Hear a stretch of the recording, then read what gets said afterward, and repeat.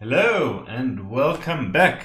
I just found it's been so long I forgot to set up my mic, so just a moment. I will position it correctly, so I hope now you can hear me better than before.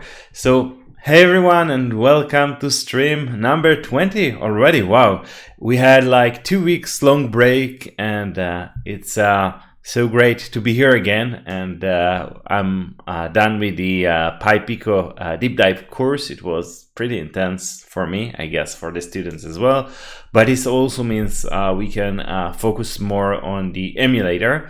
And before we begin, I would love to see who's here today. So say hi in the chat. I know Nekari told me he got a COVID shot today, so yesterday or today. So first of all, congratulations. And he doesn't feel so good, so he will probably watch this offline later. So hi Nekari, if you are watching this later. And before we begin, I have I had this thought where we are going to take those streams, whether we are going to continue in the same format, or maybe that's just a thought, and I would love to hear your thoughts about this. Maybe I will just keep developing the new peripherals. We still have like USB, DMA, analog, I2C. So maybe I will just keep developing those offline, and we'll do another series of stream. This time not focusing on the implementation of the simulator, which is starting to be a bit repetitive, I think. Rather focusing on optimizing it, so how we make sure it runs really fast, because right now we wrote a lot of code, but we haven't spent a minute trying to get it to run as fast as possible. And I think one of the things that will make it really the simulator really bring it to the next level is being able to run the simulation in full speed. So I would love to hear your thought about that. And hi Valeria, good to see you. I missed you. So yeah, let me share my screen, and I will start by showing you something I've been working on for the past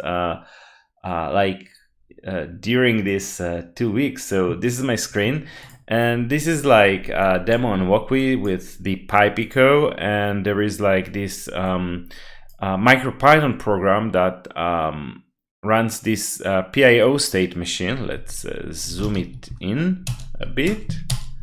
Yeah, so there is this state machine, and so this is PIO on Pi Pico, but the cool thing, this PIO state machine just scans this 7-segment display. This is one of the demos I used for the course. And as soon as I run it, you will notice it's like counting every second. So we have like this while loop that basically increments the counter and then sends it to the state machine, to this PIO machine, after doing some transformation to fit it in the correct, to turn it into a stream of bits that will be fed to those to those 7-segment pins in succession, and then sleeps for 1 second. And the cool thing I wanted to show you, and this is still work in progress, so I'd love to get some feedback from you. I've been working on this PIO debugger where you can actually pause the machine and run it instruction by instruction, so you can actually see how the machine is scanning the display. And then let's zoom in even a bit more. And then you can also see like the register status at each point. So the values of the X, Y, ISR, OSR, the number of cycles, the state of the machine, whether it's, in this case, it's always running, but it may stall if it's waiting for an IRQ or for data. And also see the RX and the TX FIFO status. So I think I found it really useful to be able to debug the PIO machines like that. And when writing this kind of code, being able to see the contents of each of the registers and the FIFOs and everything. This is like still a prototype. I think I will move the registers to the right here, so there will be like one column with instructions and another one with the registers and the RX and TX FIFO. I think it will be a bit more friendly. And I don't know. Oh, by the way, you can also set up breakpoints. So tell it to stop whenever it gets to a specific line, and you can like move between different machines. Right now we only have one machine running, but it's useful if you have multiple machines. So if you have any feedback about that, just catch me in the Discord later and tell me how to make this even better. Or I don't know, maybe it's good enough, maybe it's not useful. I don't know. Just let me know. Cool. So what else? Yeah, let's go back to fix a few bugs in the PIO, because we still have like I don't know if we have it in the issue. Mostly done. Yeah, we still have like a bunch of things we need to do, and while working on a bunch, let's move it to a file here. While working on a bunch of PIO demos for the deep dive course, I actually let's close all but this. Close to the right, close others. Yes. So I also found a bunch of issues that or small bugs, and they are like really small things. I think I even fixed one of them. If we check out the commit history, there was like so this was last session 2 weeks ago, and then there was like this super small session issue where we had the parenthesis order was wrong. We put them, I guess we didn't put parentheses, and then prettier when it formatted the code, it put parentheses where it shouldn't have. So the delay value wasn't decoded correctly, and I was like, why doesn't it delay the correct number of cycles? But yeah, so that was one issue that I fixed, but there are like a few more that we can look at. So first of all, there is like this one, RAQ flags not set in the PIO inter register, where there is like this int R register that tells us whether a machine raised an IRQ interrupt request.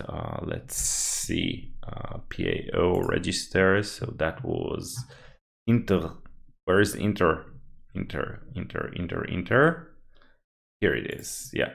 So there is like this flags for the state machines, and there is this issue where yeah, that we already seen that. Yeah, this issue where this test case fails because the machine calls IRQ2, but then this flag is not set. So we already have the test case, which is quite nice. We can just PIO TS. PIO spec TS, just plug in the test case. Let's see. There is no test for the IRQ instruction. Oh, there is. So yeah. So yeah. Okay, and there isn't a constant for int R, so we should probably create one. Let's see. Const int R. What's the address of this? 128. Okay, good. And yeah, this fails. And when I open this issue, I verify this test against the silicon, and it passes against the silicon. I think, yeah, I have it here. The silicon. We are not going to run it, but yeah, I see. Oh, I need to plug my Pico into micro USB, so it's not powered right now. That's why OpenOCD won't connect. So I will do it real quick. And we are not going to run it against the silicon now. I don't see any point in that, but just to have the setup ready in case we need. Let's also increase the font size a bit, and let's see. Yeah, so integer isn't updated. Let's focus on this test and see what happens here. So it executes IRQ. Let's test what's up with the IRQ instruction. So we can see this instruction executes and it goes here. So it sets this interrupt and it calls IRQ updated. And let's see what happens here.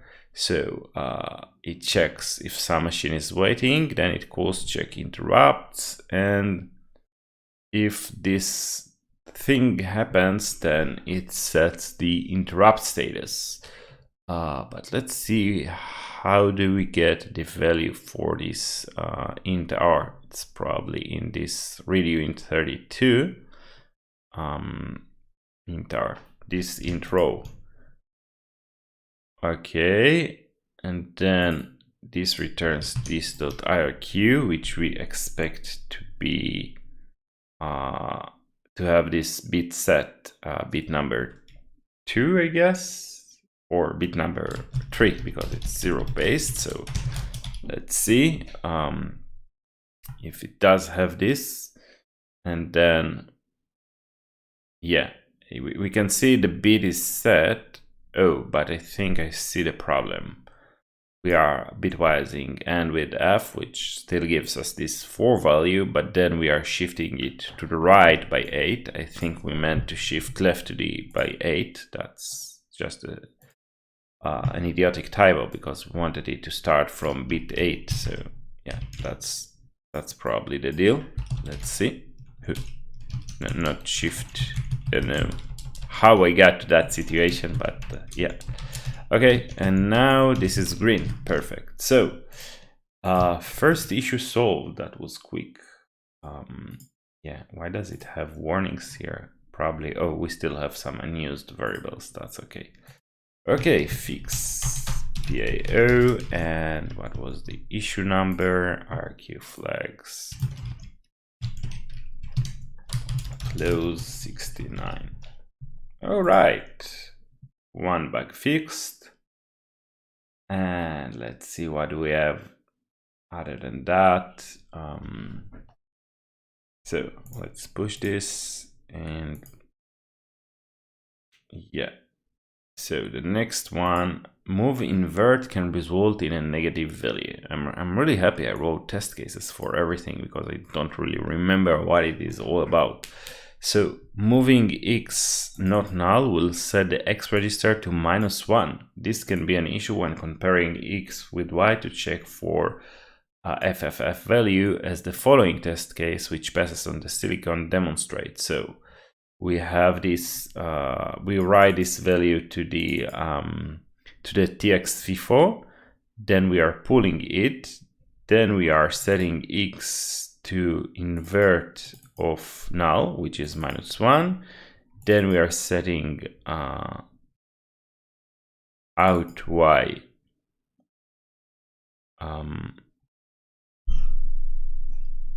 out, oh yeah, we are out will take this value we put in the queue and was moved into the OSR. So pulling moves this value into OSR, and now we are moving it to y, just 32 bits, and then we are jumping to 8. Where is 8?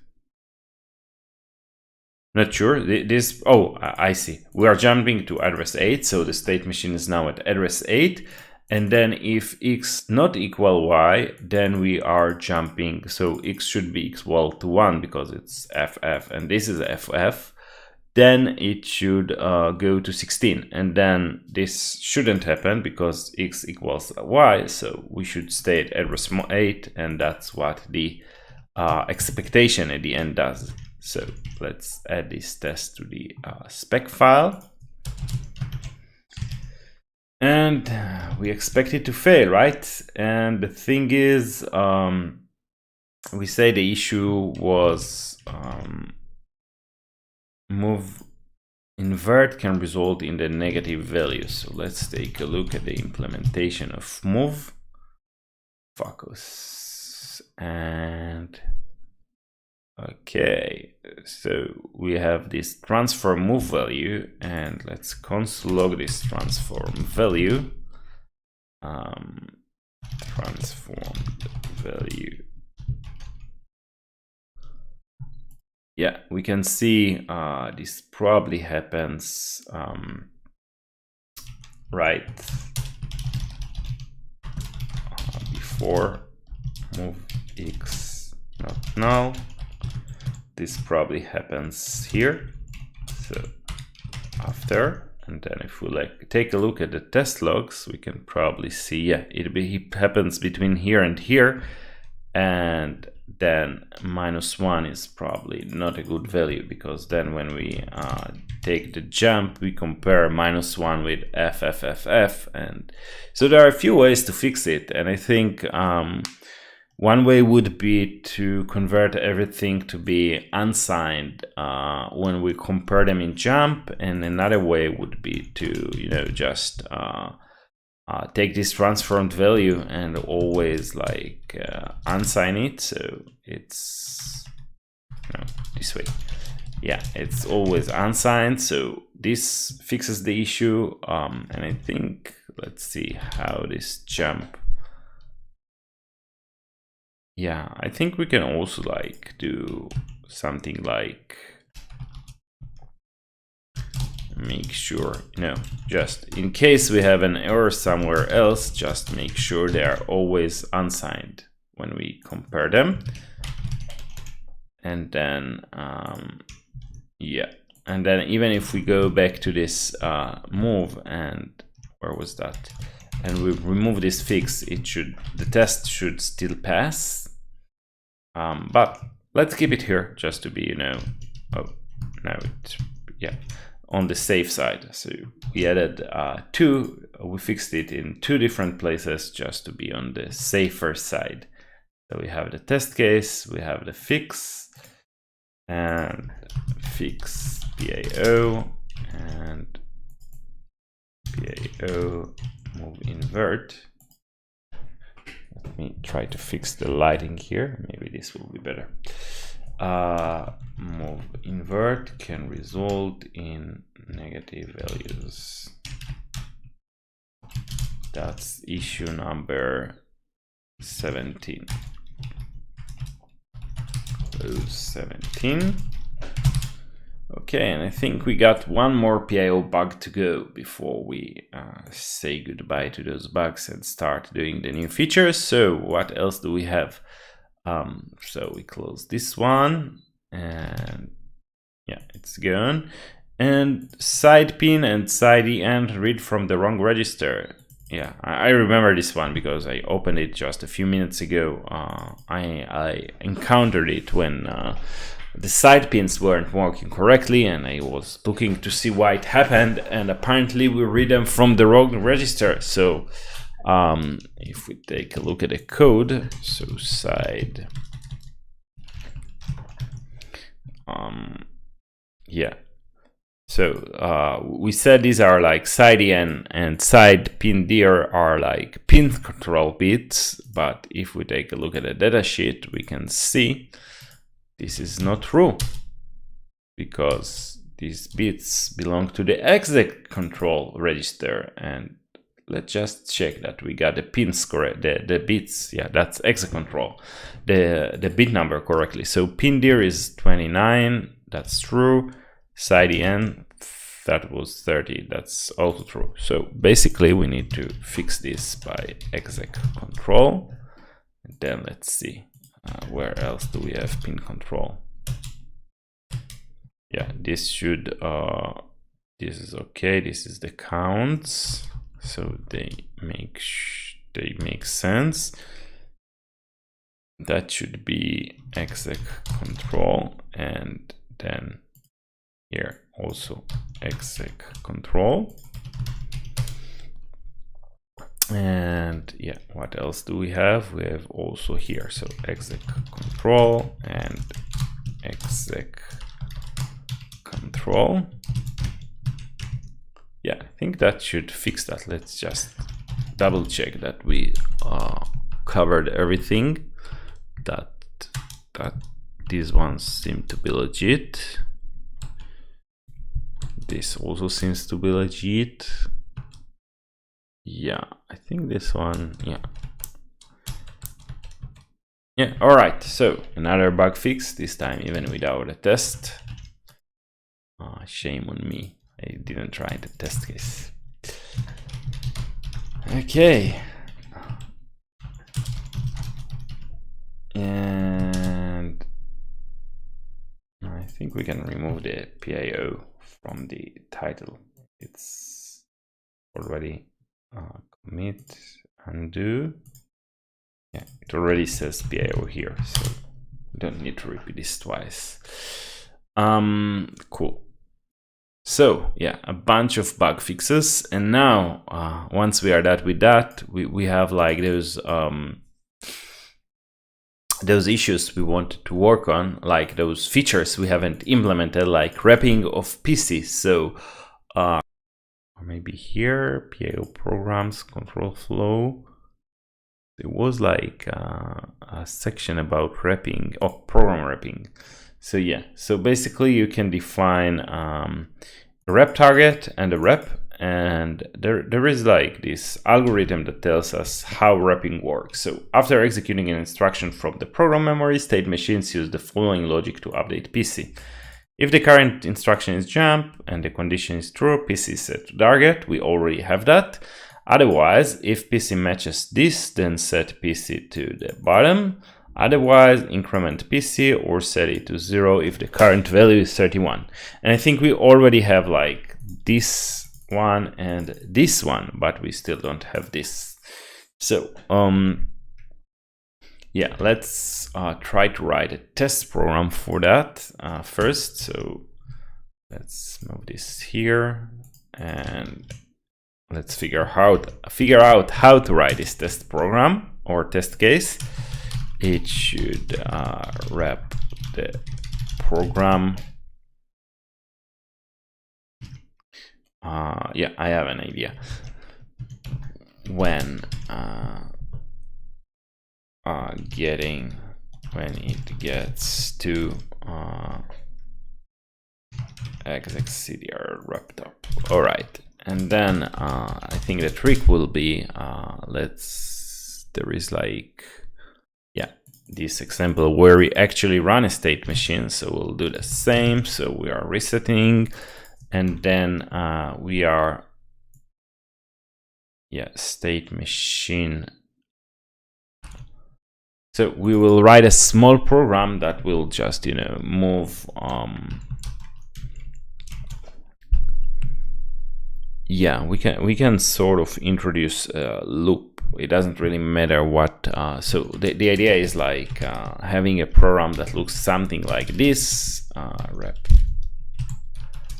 target. Let's say we have move x null, doesn't really matter, and then we have move y null, again doesn't really matter, and then wrap, and then yeah, and then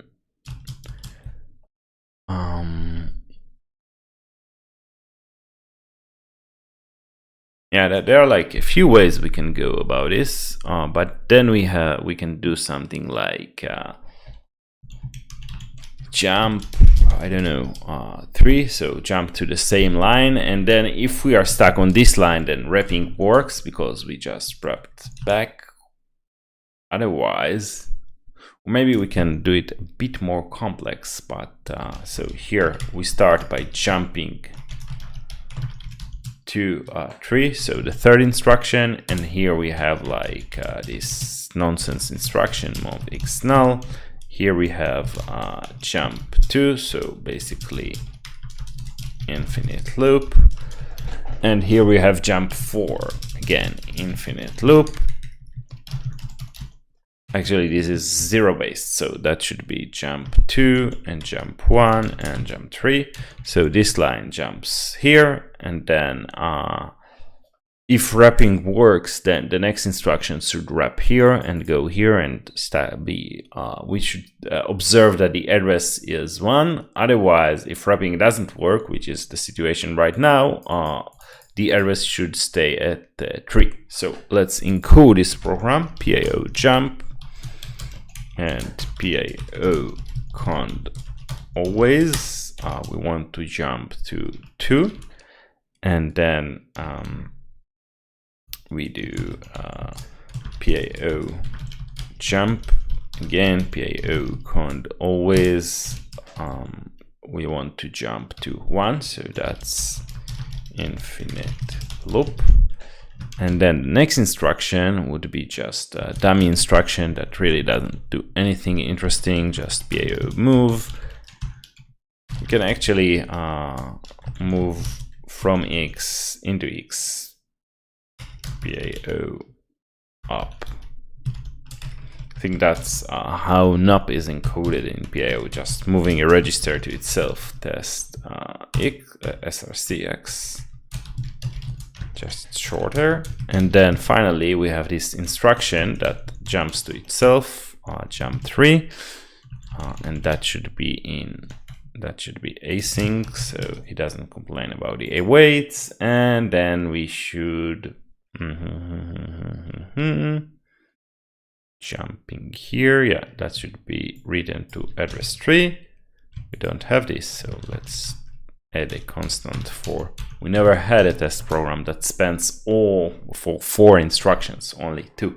So it's the longest PIO machine test function that actually creates it's the test function that creates the longest PIO machine. Okay, and let's focus on just this. And then after this, we start a state machine, and we expect the address to equal 1. Right, it should be stuck here. And let's verify this. So now there is a good reason to test it, that we had a silicon ready. Let's verify this first of all with a silicon. So yeah, setting this environment variable so it runs against the test GDB server that we are running here, and npm test run in band, and that should probably only run this test because we say that only. I hope it does. Let's see what's going on here. Still running. No, it runs a bunch of other tests as well. Let's tell it to only run the PIO tests. That should probably be faster. Just running this specific new test. Let's see if it passes. It failed. Maybe the interesting. Did it run it against the GDB? Because I don't see any connection. Maybe we got the IP address wrong, or let's see what's going on here. It's stuck. Open OCD. Okay. And then let's restart OpenOCD. Oh, I wanted to check the IP address 148. Yeah, that's the same. Let's run it and see if npm start. No, I wanted to npm test. Yeah, this one. Yeah, now I can see it's actually running a bunch of tests, even though it runs more tests, but at least I can see it connects to the silicon. And for some reason, it does get stuck on this here instead of. Oh yeah, it should get. Yeah. That's. Oh no, it should wrap like. It should jump to 2, then execute this instruction, and then wrap here. Oh yeah, I know. I haven't set wrap and the wrap target. That's the problem. So let's set them. CPU write uint32, and let's see where these registers. Obviously exec control. So exec control wrapped up. Let's see where those bits are defined. So yeah, it's good that we checked against the silicon. So now we know we found a bug in the test first. So cc, do we have here a constant for this? Probably not. M0 exec control, and that was cc. And then yeah, cc comes before all of those, and then we need to write there exec control, and we have to set we want to set wrap target to where is the wrap target bit?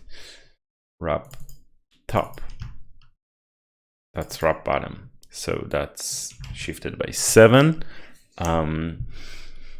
So 1 shifted by 7, and we want to set the wrap target to the wrap bottom, the wrap top to 3. Maybe we'll create constants for that. That will be a bit more readable. Exec control, and then 3 exec control wrap top shift.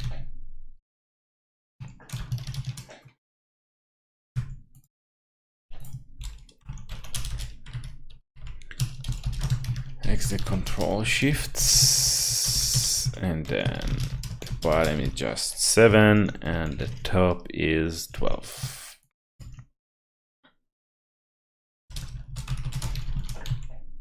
Okay. Exec control wrap top. Exec ctrl, not control. Okay, it still fails. Are we starting? I hope yeah. It still fails in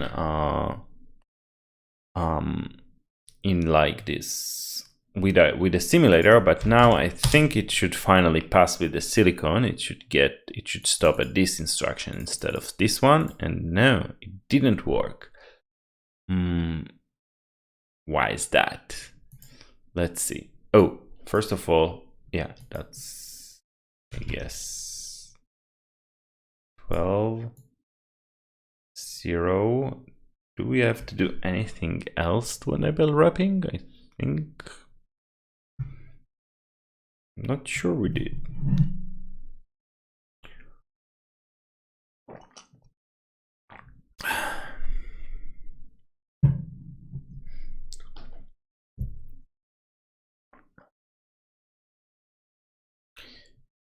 Yeah, I don't see anything else that we should do here.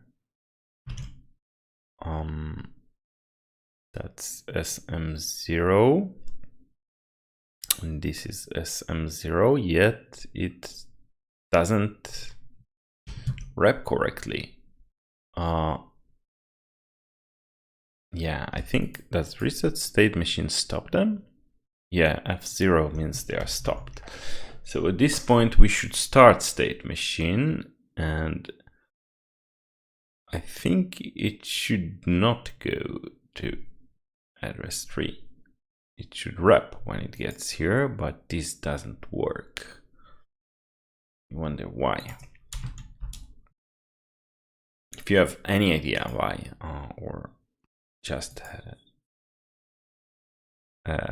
some idea where the problem might be, just hit me on the chat. I would love to know what could be the reason for that test not to pass. Yeah. So we are always jumping here, and then we expect it to wrap after. Oh, wait a second. I think I know. This is the second instruction. Yeah, that's when. So this is 0, 1, 2. Yeah, let's try that again and see if it passes. Yeah. So that was the issue, and now we finally have a test case for. I will just kill this terminal, so if we run the tests later, yeah, we won't have this environment variable. Anyway, yeah, let's add this here as documentation. State machine pseudocode.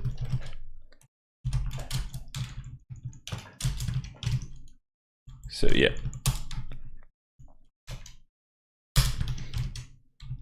Yeah, so just to make it a bit, let's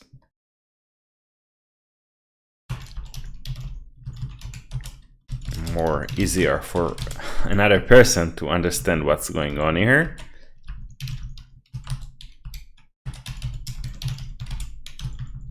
Yeah, label 3, and that's label 3. Yeah, just to make it a bit easier for someone else to understand what we are doing here. Then I think we can remove those comments. It's pretty obvious that these are infinite loops.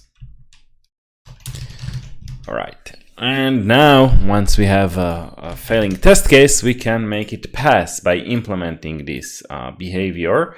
So first of all, we have those this sort of mini algorithm here, and we said that we implement this, and we already implemented this, so we just need to have those exec control rep top and bottom. So let's create getters for them first of all. That's in the PIO machine, and we have a bunch of helper utils. Let's add another one.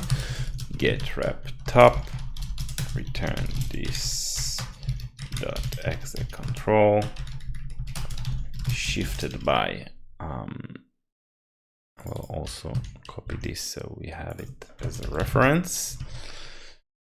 So we want to shift it by, where is this exec control? Exec control SM0, doesn't really matter, they are all the same. So that was rep top, rep bottom.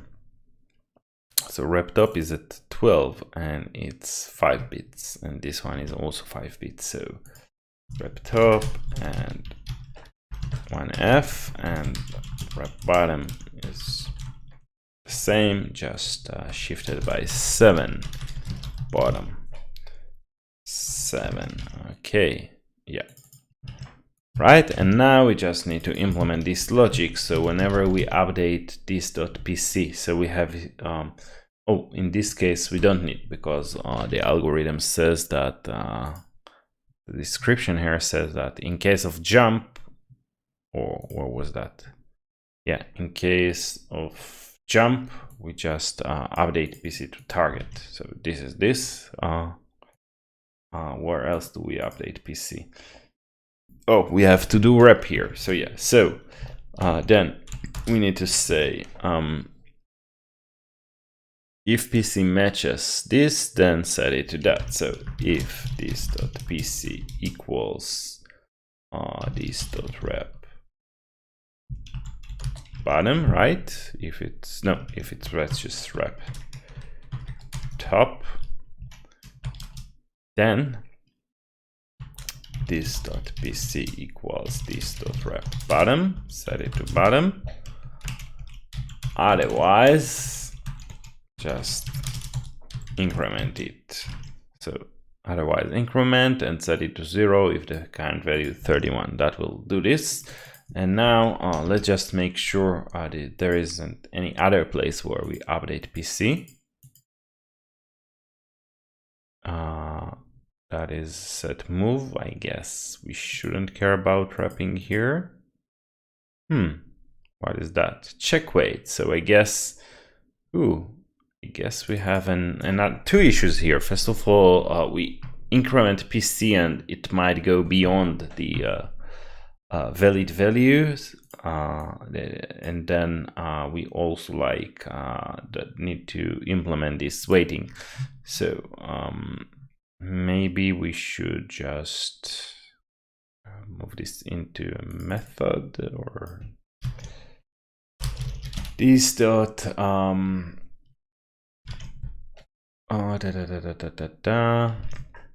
next PC, and then let's implement this here. Next PC, just as this logic, and then here again, we can, oh, and by the way, it's green. That's perfect. It passes. So our implementation at least passes this test. And then here we also want to call this .update PC. If we finished waiting, then, or that was next PC. Maybe we should call it update. No, next PC sounds good to me. It moves you to the next PC. It updates it, but it updates it to the next PC. Cool. So another feature to remove of the list. We can remove this and fit PIO, implement auto wrapping. I think that's a very useful feature. You will see they are using it like in most of the programs they have like this wrap. So I think without this, PIO isn't really complete. All right, so we had, let's review these changes. That's, first of all, the issue number for the PIO feature is 61. So tag it with this. So this is just this test case that we added. It should wrap the program when it gets to exec control wrapped up. And yeah, we have this code that verifies this behavior. And then we added those getters and we added this behavior here with a instead of this to do, and also made sure it happens here as well when we are done waiting for a machine. And let's commit that and move on to the next thing. So the next thing is auto push and auto pull, and I think we have to do items for those as well. So let's see. PIO auto, yeah, if auto pull is enabled, any null instruction, let's format it a bit more nicely so we can read it at once. Any pull is a no op when OSR is full, so that's in the pull, and I guess there might be something like that in auto push. But basically this means that with auto pull and auto push, if I remember correctly, let's push this and let's speaking of pushes, and let's take a look at the datasheet. So there is like this somewhere auto push and auto pull. So this says that whenever we read from the pull, whenever we read from OSR, it slowly empties, and then pull will get another piece of data from the TX FIFO. So instead of having to do this pull explicitly, auto pull lets us just pull as soon as it empties. And I'm thinking there are like some threshold that we can set. So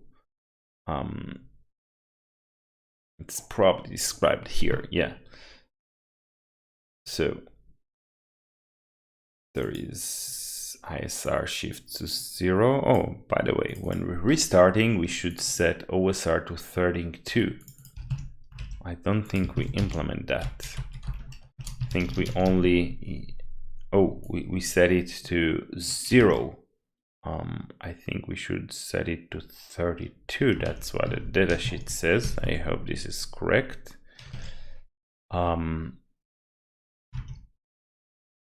Input shift count, nothing to shift it out. Out increases the OSR by bit count, in increases, so we have that. Pull or auto pull, push or auto push, move OSR or ISR will clear the, let's see, move destination. Yeah. Input and out to 0 respectively. So we do this. Out ISR, set the ISR shift count to N. So I think that's out. No.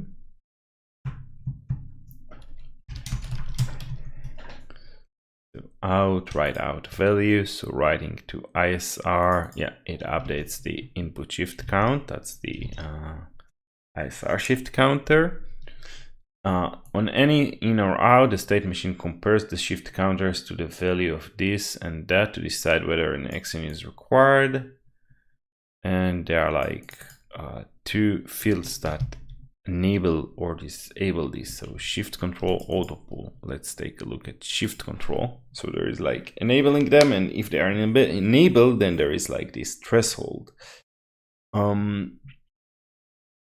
Shift control. So there is like pull threshold, push threshold, and then auto pull and auto push.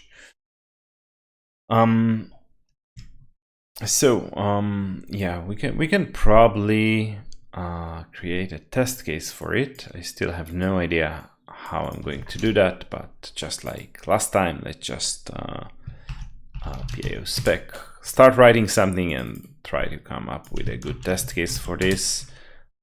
Should automatically pull when auto pull is enabled. And let's see. So in this case, we want to set shift control and we want to update to enable auto pull. So I don't think we have a bit for that, but we can shift control auto pull. That's 17.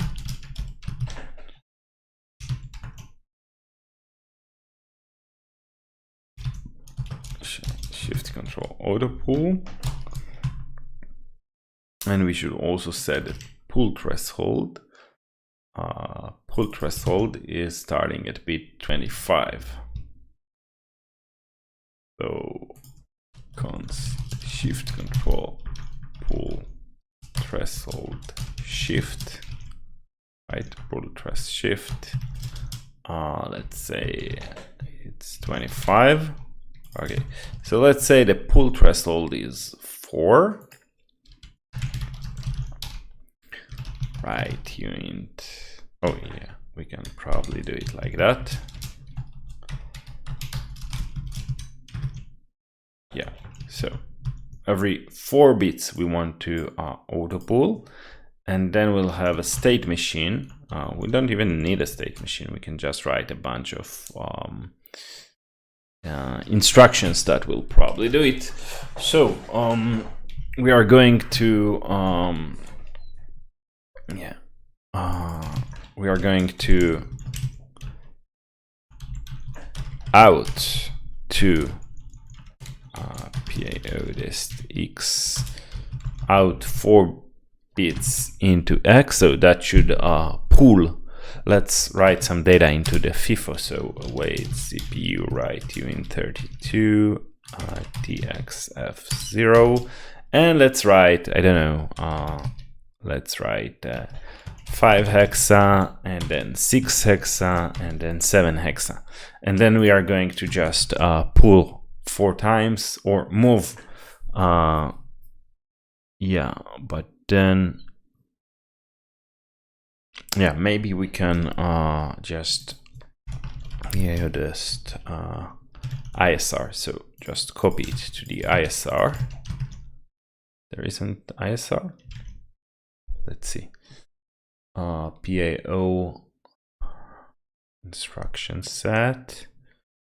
That's the out instruction, right? Yeah, we can't out. Oh, we can.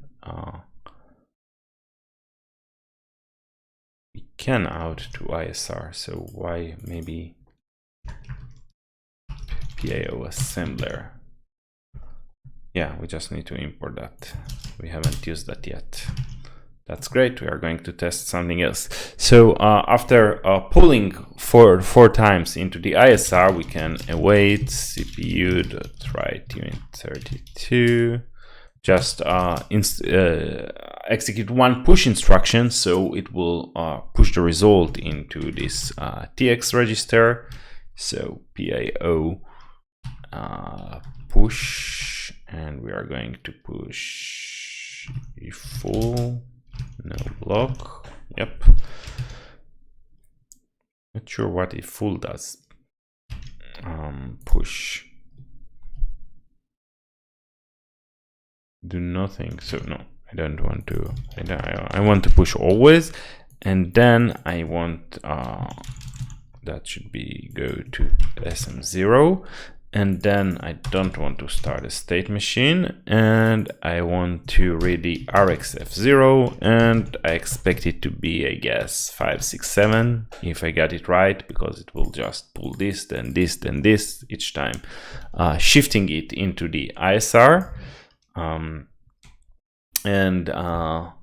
In our case, we have 0, which makes sense because we don't have Autopull yet. So what it basically does is just shifting in zeros because the OSR is empty. But let's see if it passes with the silicon.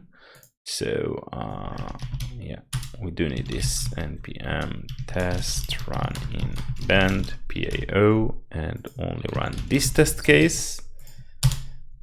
Right, let's see. And it fails. Did it run against the silicon though? Let's just see if it actually prints something when it runs. Yeah. So maybe we had an issue with the Autopull because it definitely haven't pushed the value we expected. It pushed 0, which is, let's just do a quick sanity PIO in X, and then let's also set PIO. I don't remember the syntax for our PIO assembler. PIO SRC, I guess it should be dest x. Let's set x to 6 and then into from x, right? It's SRC, yeah, and bit count 4 bits. Then let's see what's going on. Now we expect to have 6 because, yeah, so this part sort of works. The part where we push to see the value, and it also works in the simulator the same way. But for some reason, this one didn't work as we expected. Let's try to PIO-X and then just comment those out for a moment and see if we get some value into X. And no, it's still 0. It like maybe the silicon doesn't implement Autopull as well, or did we miss anything? So we set up the shift control, we enable Autopull, that's bit 17, right? And then we set a pull threshold bit 25 to 4. And yeah, where is the bits? The list of register. It's shift control. So D0 will verify it in a moment, and pull bit 25 and Autopull bit 17 automatically when i.e. on or the following an out instruction which causes the C to reach or exceed pull threshold. That's bit 17 and that's 25, 17 and 25, and this is D0 and this is indeed D0. So it seems like we are setting this correctly. So what could be the reason for not getting the result we want? I mean,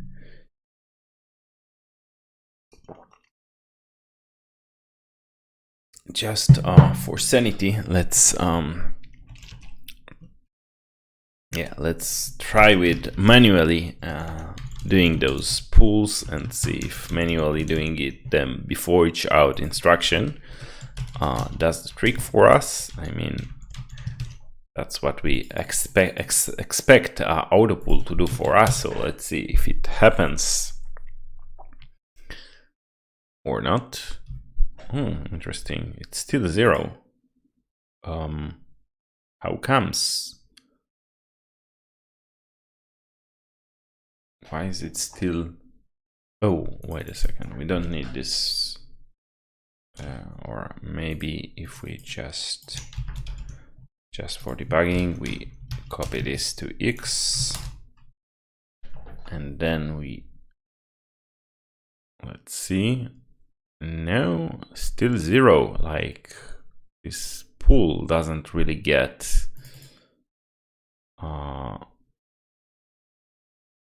yeah, it doesn't really get a value that we write here.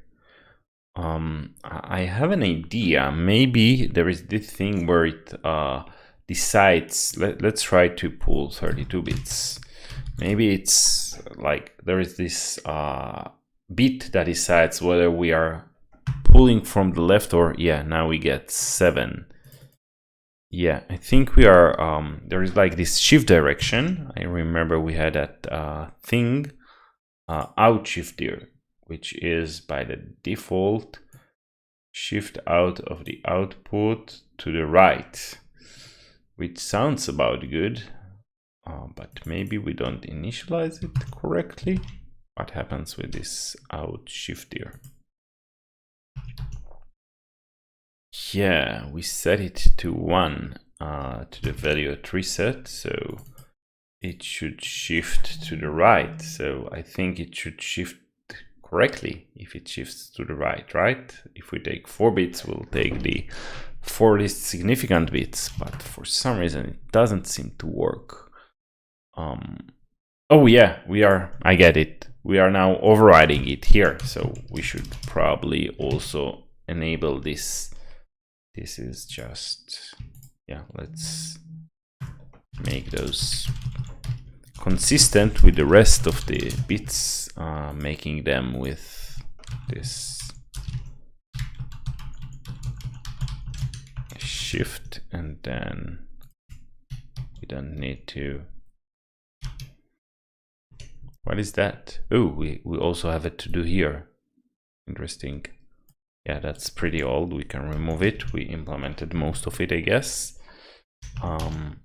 Yeah, and then let's see, where do we have this? So just without the shifting. Okay, and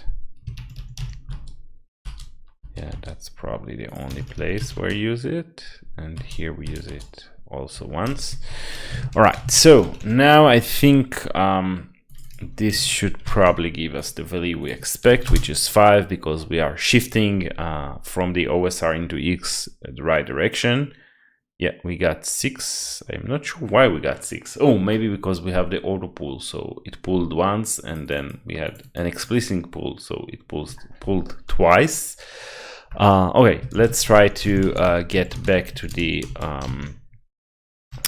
original test case where we had those 3 shifts from the OSR to the ISR, and this time we'll also set in shift there to shift those bits into the ISR correctly, and the emulator returns 0, but we expect this one to shift 5, then 6, then 7, so return 5, 6, 7. Let's see if that works, and the answer is no. We only got 6, which is better than what we had before. Yeah, but why did we only get 6? What happens if we just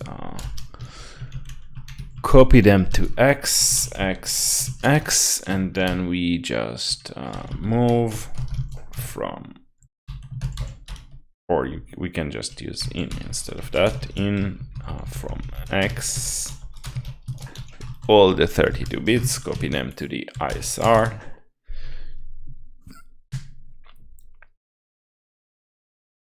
What do we get now? 7. Yeah, seems like oh yeah, we now override it, right?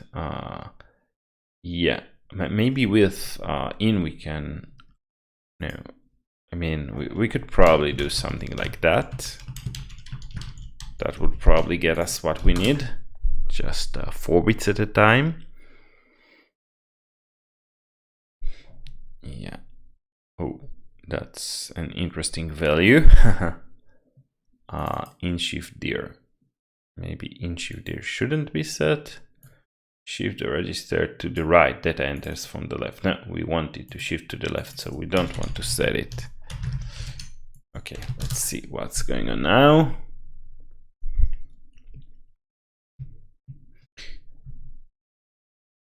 Yeah, so now it passes. So yeah, and I'm sort of getting why it didn't work initially, because every time we wrote out, we didn't shift the data into the ISR, the input shift register, we just overrode it. So we got the last value that we wrote.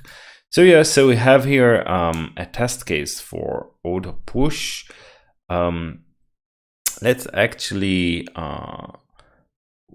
we can also, yeah, we can probably Autopull. We can probably create a very similar test case for Autopush.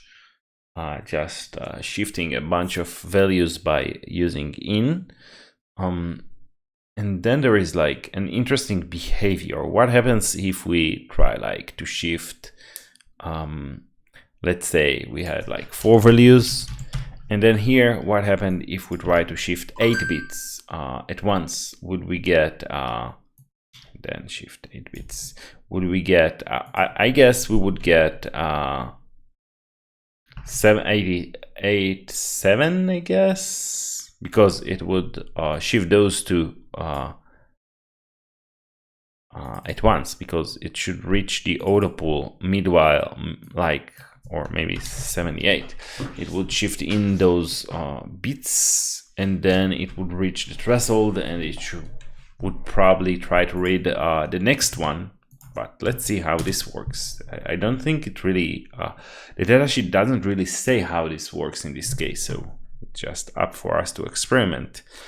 Maybe we'll console log 2232 to string 16.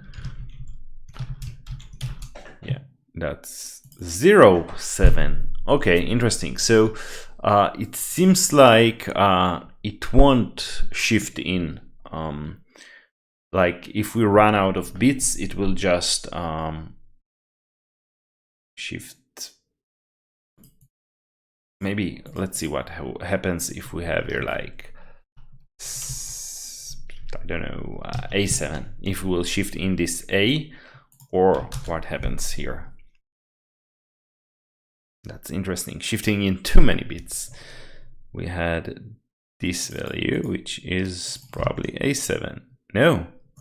Oh, now it did shift the 8. Now I'm not sure what I'm seeing here.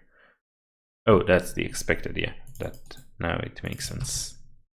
Yeah, interesting. So it seems like it won't shift twice when Autopull is enabled. So that's less work for us, I guess. So it only shifts once. And then let's see what happens if we shifted, I guess, 2 bits and then 4 bits, I guess. So here we shifted 2 bits. Let's PIO now. No, we want to. So here we shifted 5 and then 6, and then here we are going to shift just 2 bits, and then so this should be probably 3. And then here we expect it to be another 03 probably, because, or yeah, 3, because that's like the remaining 2 bits. So 7 is just this. So we shifted those 2, and then we have those remaining 2, and we don't expect it to, yeah, let's actually do it let's shift 8 bits to see what happens here. So maybe we can have here 87, and then we expect this. So 87 is like 100111, and then we expect those to come in the first shift, and then when we shift in another 8, that would be this 1 2 3 4 5 6 7 8. So that's actually hexa 23. So let's see if we get my bet is that we'll get 23 if I understand this correctly, but let's see what happens if it actually does this, or if it still shifts. It will shift again mid out. So we got this value, which is 21. How comes we got 21? All right, 7 is just my bad. It's just 3-1. So yeah, that makes sense. So that's what we should have got, 21. So yeah, so what I'm seeing here is that I think, if I understand correctly, when you autopull or autopush, it's just at the beginning of the out instruction. It doesn't like check mid shifting. It says it checks at the beginning, have we reached the threshold? Yes, we'll pull. Otherwise, it just goes on and shifts in from the whatever we have in the register, as many bits as asked, even if they like go beyond this shift threshold. So let's create this bunch of test cases for this behavior, just to make sure that our implementation will match the silicon. It should automatically, so this should be 5 6 7. That's like the initial basic use test case, that 7 5, and here we 4 and 4, and let's test this with. All right, yeah, this passes perfectly. Why do we have it? Oh, this is the console log. All right, and then it should. We can this passes great on the silicon. It should not auto pull in the middle of out instruction. So if we have like, we can make it even simpler. If we had like 25, 36, and then we shifted like 8 bits and copy those 8 bits, then we expect this to be 25 because it ran out of bits. We have only 4 allowed. It ran out of bits during this out, but it kept shifting because it only checks at the beginning. That's what we discovered.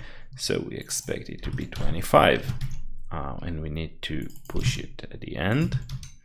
Let's test this again, the silicon. Passes, perfect. Yeah, we could probably also do this with like this halfway shifting, so, but I think it's the same test case.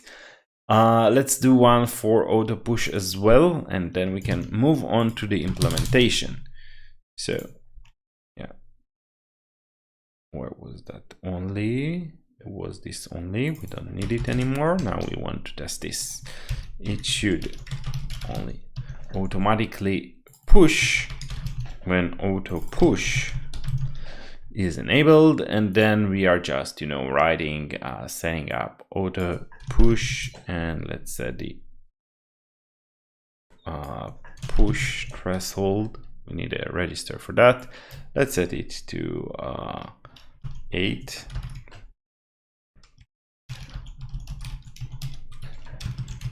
Where is this auto push?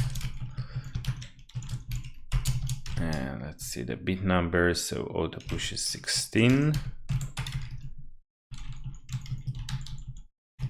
and then there is like the auto push shift, which is 20. Okay, and then we have 20 smiley. That's nice, but we don't need a smiley here.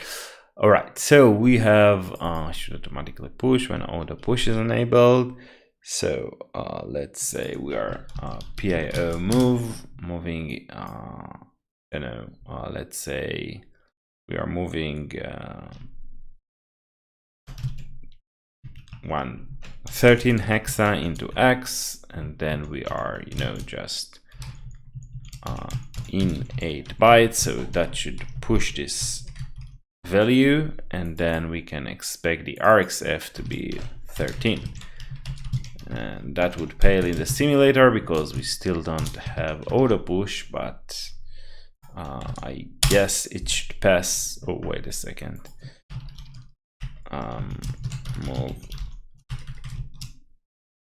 none, PIO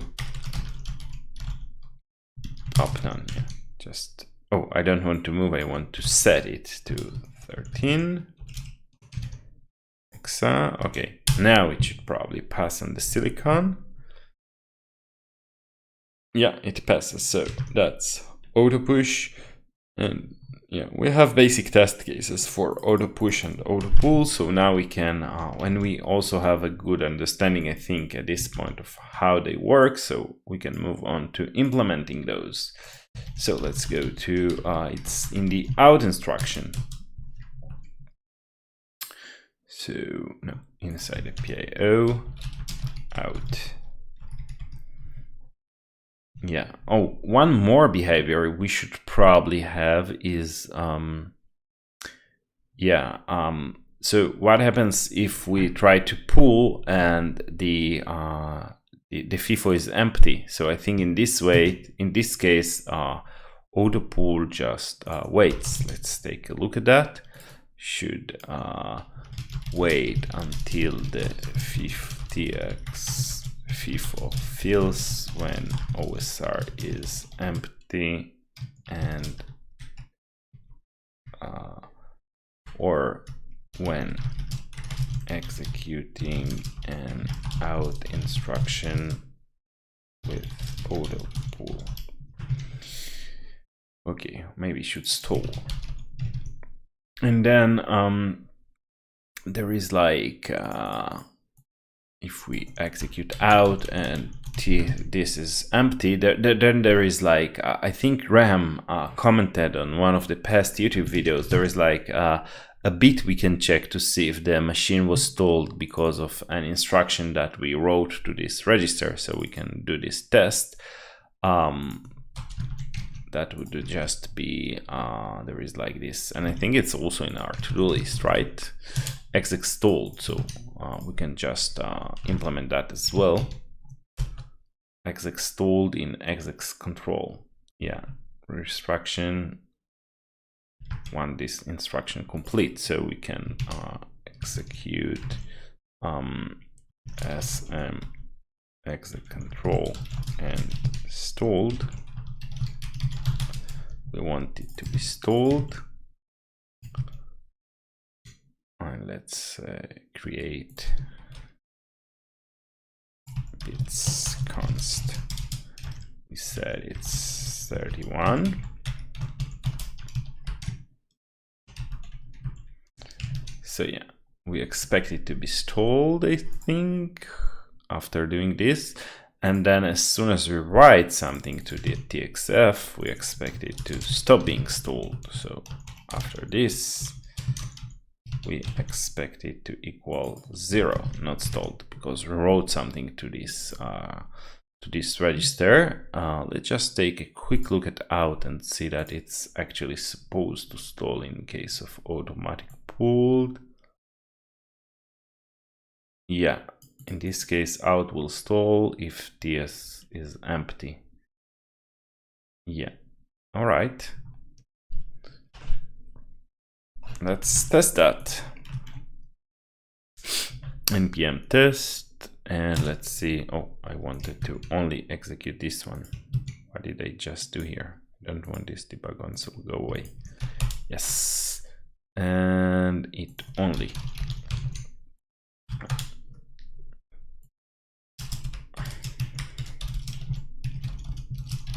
yeah, it passes. So yeah, we have another test case that makes sure that pulling from an empty FIFO will stall.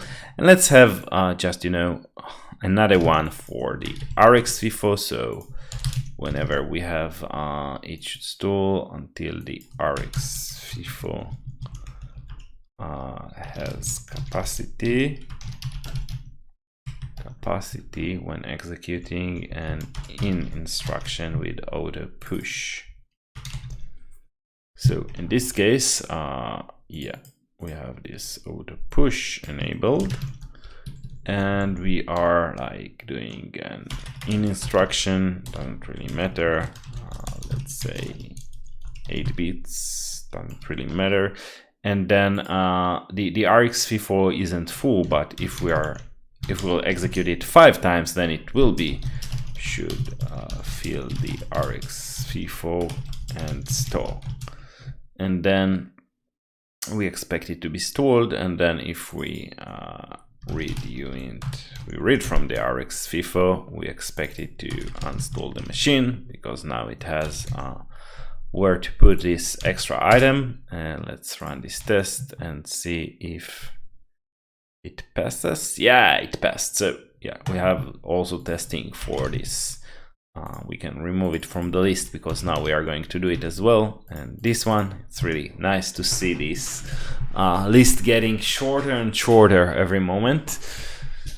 And yeah, let's implement this now that we have those cool test cases. All right, so I think that where we should look at is like those out instructions. So there is like this thing where I think we should check it before we shift, right? That's what I've seen. Yeah, there is like if automatically, so it's no longer to do. So if this dot exec control, and that was Autopull. Yeah, we should have like const exec control Autopull, and that was exec control Autopull. Let's also have this, we'll need it.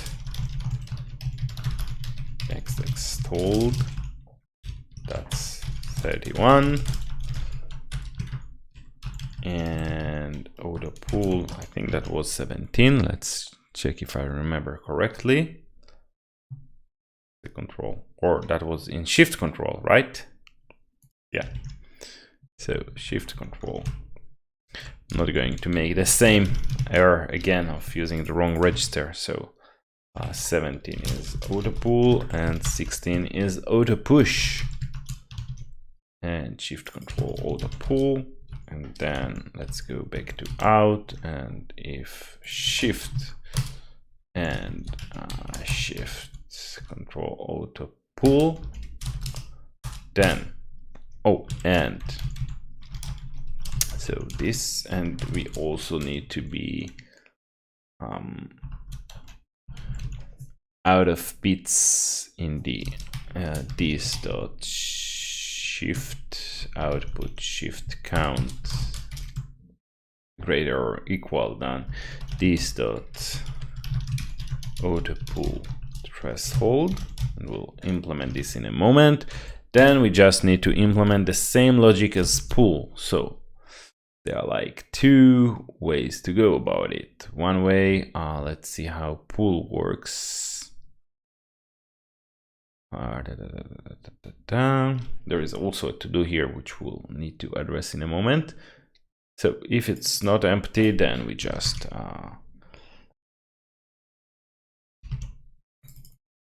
if it's not empty, this dot out shift reg count, so we just pull and set it to 0. Otherwise we should stall, and let's see how we do this. So we basically need to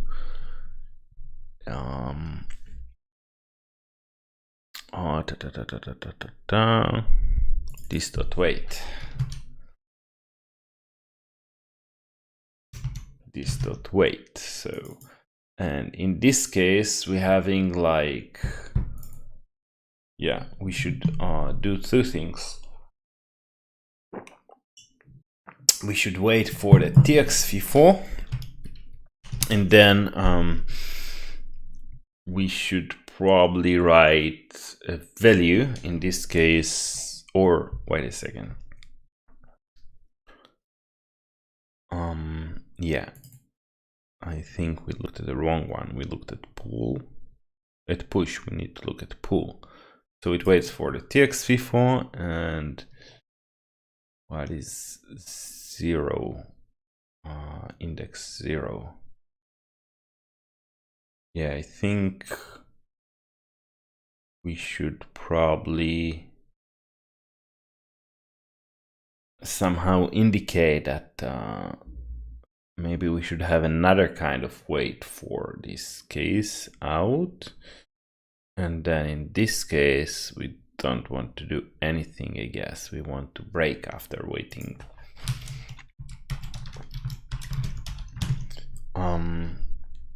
Yeah, so let's wait type dot out. So it's waiting in an out instruction. Let's add another wait type. So there is out instruction, and there will also be one for the in instruction, which are probably waiting on the same thing as rxv4 and txv4, but we just want to indicate, I mean, there are like a few registers that, a few variables that we can use for, like there is wait index, wait polarity, maybe we can use one of those as well, but I think it will be clearer if we have like those extra wait conditions here. And then we also need to implement Autopull threshold. So get shift control. Yeah. So, oh, we do have those getters already. We just call them push threshold and pull threshold. Yeah, we have like those in push. It already looks at it. Cool. So,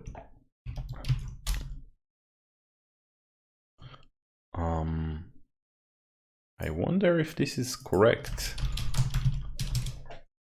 So probably the same in pull as well, because we'll check it in a moment when we check this to do. But first of all, so let's just push threshold, right? So in this case, we are just going to do this, and let's see if those tests, they still don't pass, right? This Autopull test.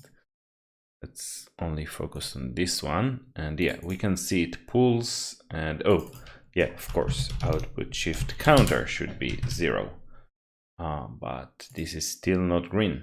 Yeah. So let's see why.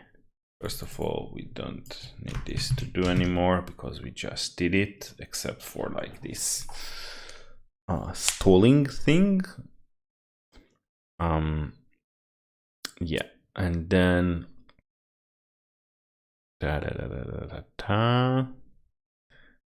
so what did we get? Oh, we did get something, but not what we expected. That's something.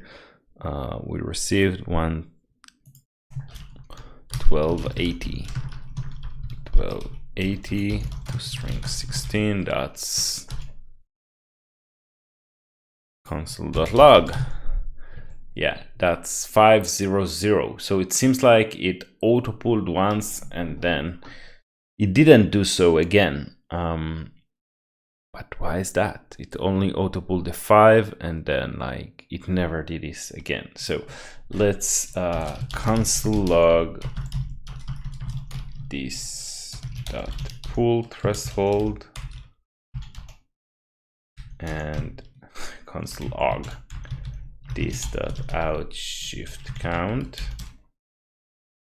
See what's going on. So initially it's 8 and 32 and 4, then 4 and 4, then 8 and 4. So how comes it goes beyond the pull threshold if there is like this guard that should...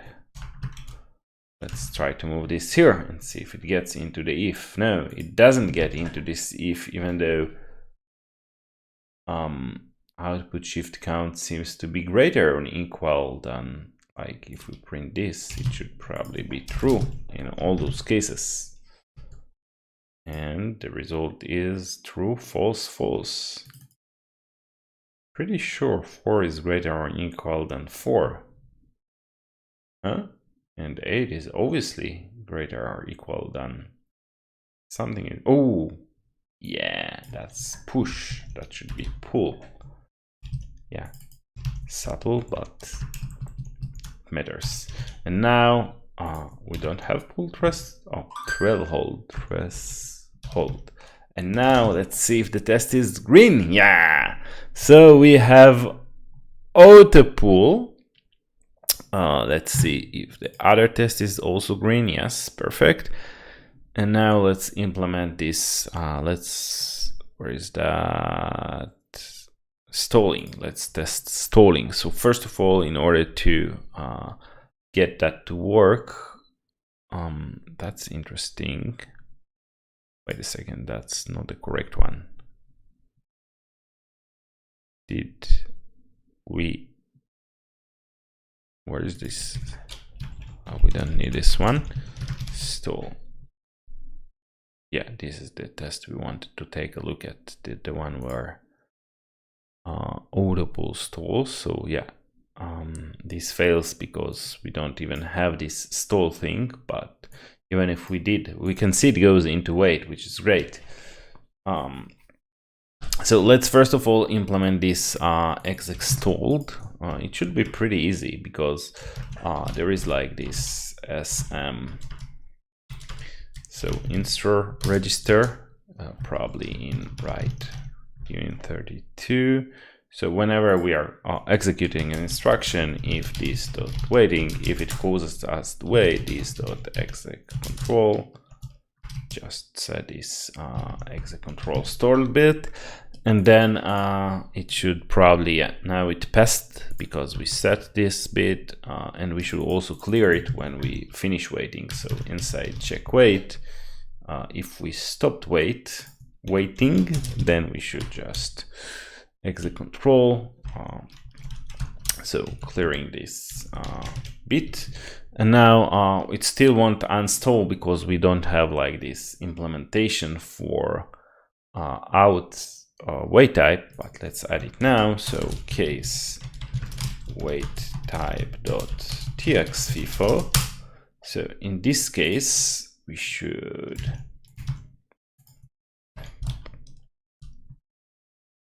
for out. So in this case, if the txfifo is now not empty, then we should copy its content to the output shift reg, and then we should like execute the logic of out again. So maybe we'll just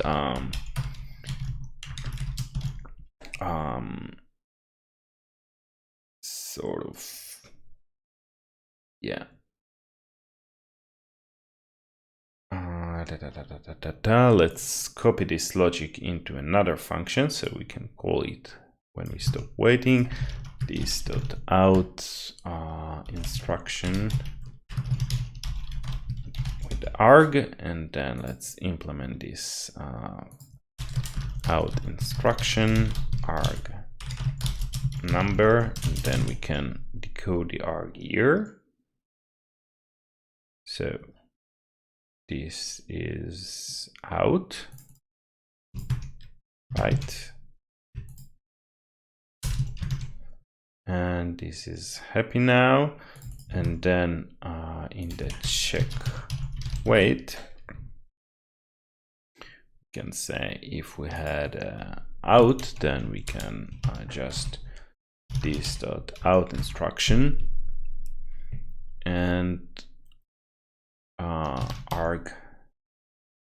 We can use, there is like this wait index, I think, which is a number, so we can use that to pass the argument. And I think we should also do the output shift reg, set it the shift counter to 0 when we shifted here. Maybe we can do it in the anyway when we start doing the out instruction. So basically set it here to 0 anyway. So if we have that, and then we pull, otherwise this dot wait index equals arg.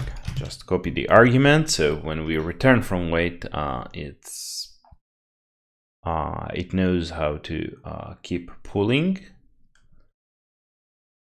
Yeah, and then maybe here, if not this dot waiting, only execute this if we are not waiting for the data to come in. Otherwise, wait will execute it.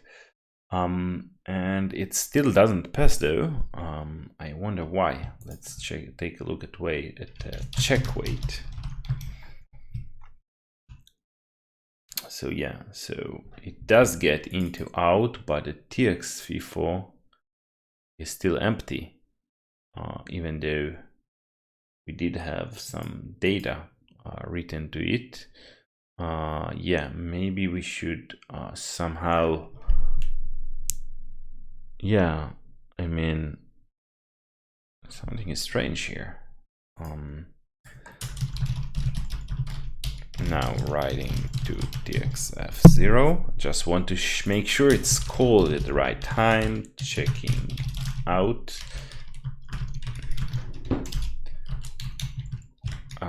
tx FIFO. Let's see if this happens after this. So yeah, PIO checking. Yeah, it doesn't check it after we write to tx FIFO. So maybe we are missing this thing where whenever we write to the tx FIFO, we call check wait. Let's see, txf0 machines 0 write 0. Oh yeah, well, we should probably, after writing or reading from FIFO, we should probably call this dot check wait, at least. Yeah, I think this dot check wait checks if we are waiting. And now it's green, perfect. So we sort of fixed another bug here. And then probably also the same goes for read FIFO. If we are const result, if we just pulled something, let's check if something was waiting on that FIFO. So, you know, it updates. And maybe we'll just call them FIFO. Be consistent with the capitalization. Okay, so we have read FIFO, write FIFO, and now all the tests for let's remove it. All the tests for the auto push are working. Auto pull. Now we have to do the auto push. So it's probably going to be very similar to auto pull, auto push. I'm always, they are confusing me. So I think the logic should be very similar, just the other set of registers. So but I think in this case, we may not need to split it into two functions, because I think we have like, where is the, so yeah, so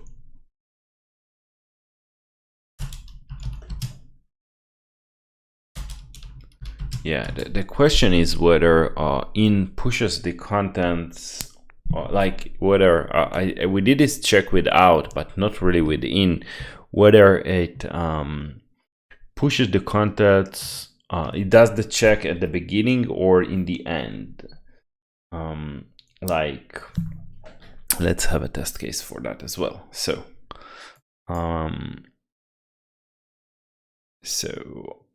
yeah, so let's say the threshold is 8. Oh, actually, yeah, I think it does check at the end. What happens if we in like, let's say, yeah, it's a bit, yeah, let's do something like that. So let's move, yeah, just a placeholder to test the behavior. So PIO op invert, let's move -1 into X, src, so all Fs, and then let's try to shift 16 bits, and we basically expect it to autopull exactly once, so just have all Fs. Let's see if the silicon agrees with this. That's how I think it works. So after pulling more than, yeah, it agrees with this. So maybe we'll turn it into another test case. It should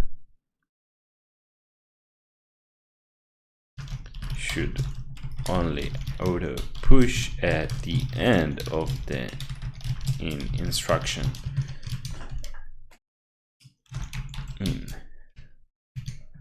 Yeah, let's yeah. So yeah, we do the check at the end. So after we updated the input shift and everything, then we do this check. So it's a bit easier than out. So let's do it. So maybe we won't even need another case for this one. It will be even simpler. So this is this very similar logic to here. So if we have auto push and the input shift count is more than the push threshold, then what do? We zero the input shift count, and if the Rx FIFO is not full, then we just push there this dot input shift reg. Otherwise, I think we can just yeah, interesting. We think we have a bug here in out, because yeah, we set here where was that? Out. Yeah, we set here weight index, but weight is going to override it. This should have arg here. So yeah, just the argument of out. And then in this case, so why is it 0? Because we want to push, right? It's automatic push, so we want to push this input shift reg. Otherwise, I think we can say just push this dot wait type dot we are waiting for the Rx FIFO, and then we are pushing this value when the wait is over. Yeah, maybe we should also, now everything is green, which is great. That's cool, we don't need this, but let's also add another assertion, and let's expect to equal, and make sure it just push the right value. So it should equal src(x). Let's move something into x. PIO set PIO-x. Let's set it to 15, and let's see. Oh, we need to yeah, read 4 times. So let's push 15, 16, 17, and 18, and 19, and then this should be 14, 15. It should install, and then 16, 17, 18, and 19. Interesting.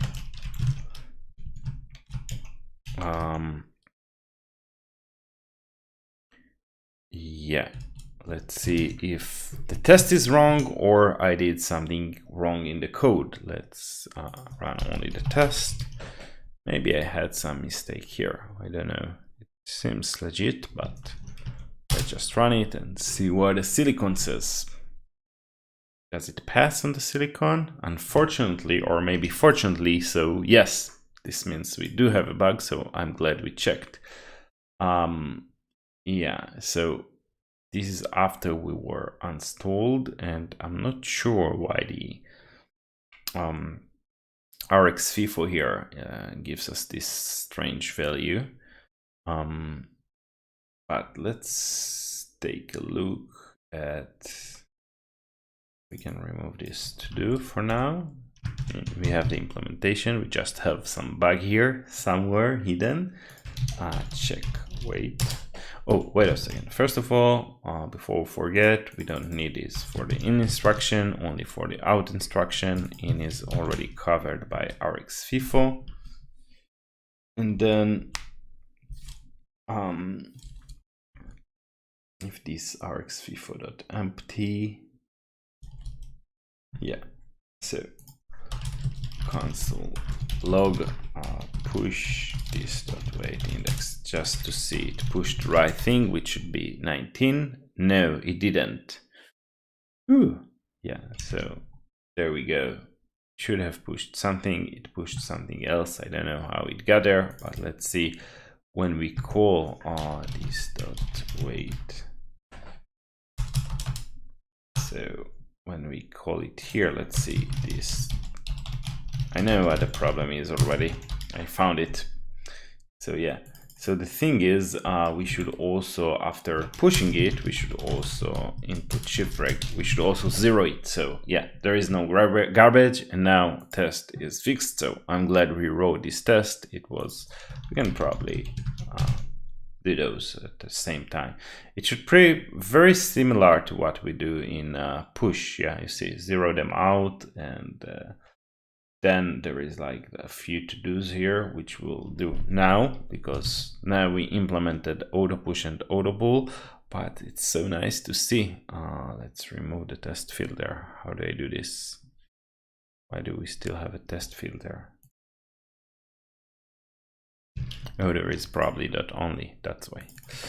Yeah, and it's so nice to see everything so green, and knowing that we have I think at this point, like we still have a few things, but I think these are like the major things for the PIO. We can, at this point, we can say we have a pretty good PIO implementation. And hi, Mark, good to see you. Yeah, it's been a while. Good to see your comment here on the chat. Yeah, so there is like those to-dos. Let's see them. What happens in push and pull. So if full or empty and this, then break. And I think this is wrong, because when autopull is enabled, any pull instruction is no when the OSR is full, so that the pull as a barrier out null to explicitly discard. Yeah, but I think this only happens if I will check, but we also need to add another condition here to check that pull is enabled before we yeah, let's see what the docs say about this. So there is like this, we were in pull, right? We're looking at pull. So pull. So if empty, if one, do nothing unless the total has reached its threshold. Do nothing unless it has reached its threshold. But it doesn't say if it happens when it needs autopull to be enabled. A non-blocking pull on empty FIFO.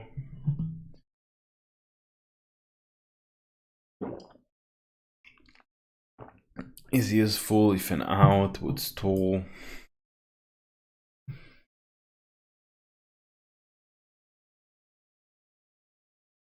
Yeah. Okay, so I think this is used for stalling pull if empty. And I think it's only relevant when you have Autopull enabled. So the idea here is just,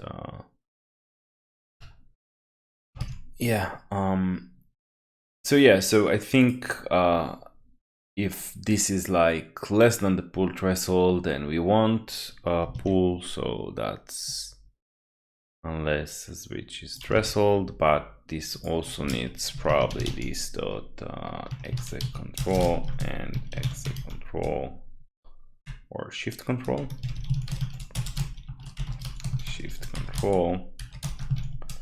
auto pull.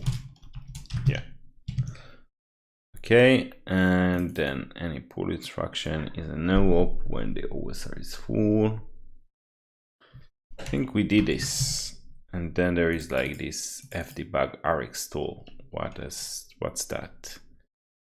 We are not logging. Where is this rx tool? Is there anything?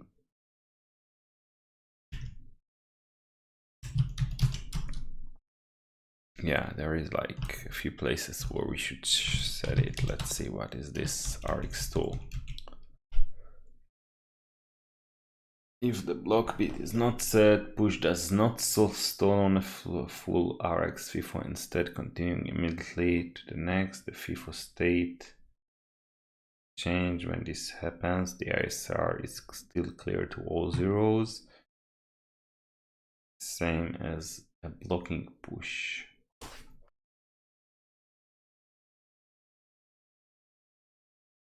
Or auto push to a full Rx FIFO. This flag is always set when we have like Rx stall in a full Rx FIFO during blocking push or in with auto push. This flag is only to. Okay, so we should set this flag here. So this dot debug, where is that debug Rx stall? It's inside the fdebug, and it's like, oh, there is like one per machine. I got it. So this dot PIO dot debug dot fdebug. Yeah, so that takes care of the fdebug bits, I guess. Equals fdebug rx tool is like it for that, right? That's, or yeah, just this, and we need to shift it by this dot index, by the machine index. So there is 1 bit per machine, and this is, I don't know if we implemented writing to fdebug. I think we did, and we should also do this if we are blocking. Do we do it here? I think not. So if we are waiting for the TX, it's actually Rx stall. I think it's TX stall, right? In this case, here we have this Rx stall. This is probably a typo. So also, if we are waiting for this TX FIFO, we need to do this. So, okay, in any case, if it's empty, then we need to set this bit, and then we also have this in out, right? If it's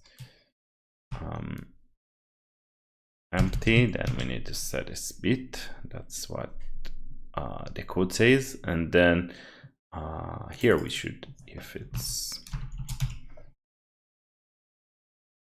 yeah,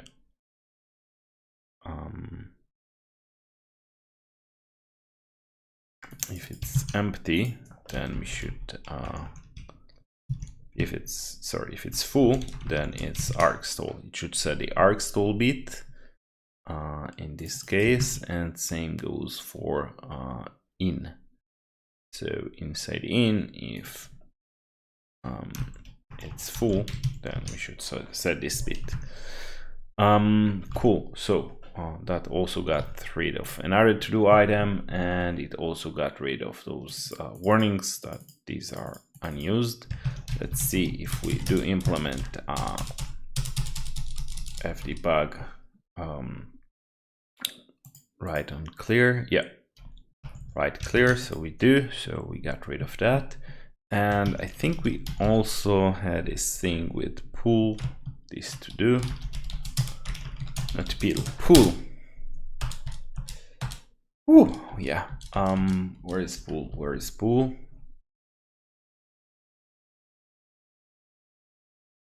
Push pull, or here we had this to do. So I guess this also should only happen if we have only if we have auto push, shift control, auto push. So push, and here we have pull. That's fine. Yeah, we cleared most of the to-dos. How many to-dos do we still have left? Only 4. Nice. So this is like this, and then what else do we have? Yeah, we still have to do out sticky and get status. So yeah, get status is probably for move status. So I think it's an easy one. Let's do it. First of all, I think we can probably commit. We have done a lot of cool stuff now. Why do we still have a warning though? Where is this warning coming from? Let's see. Ooh, we imported, but we don't use it anymore, so we don't need. Okay, fit PIO, implement Autopull, and how do they write it in the datasheet? Autopush and Autopull. Maybe we should also be consistent in the spec file, so pull with the uppercase Autopull, not Pseudocode, Autopull, Autopull. I wrote it 3 times a different way each time. So yeah, auto push. At least here I was a bit more consistent. Yeah, 2 times, 2 different ways. Okay, yeah, I think we are good now. And that's part of this super big issue for the PIO, issue 61. Also, we have this stall flag, right?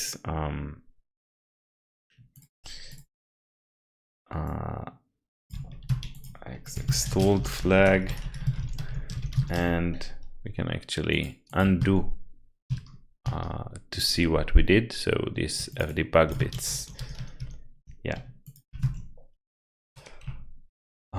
Which bits we did? We did, I think that was rx stall and tx stall.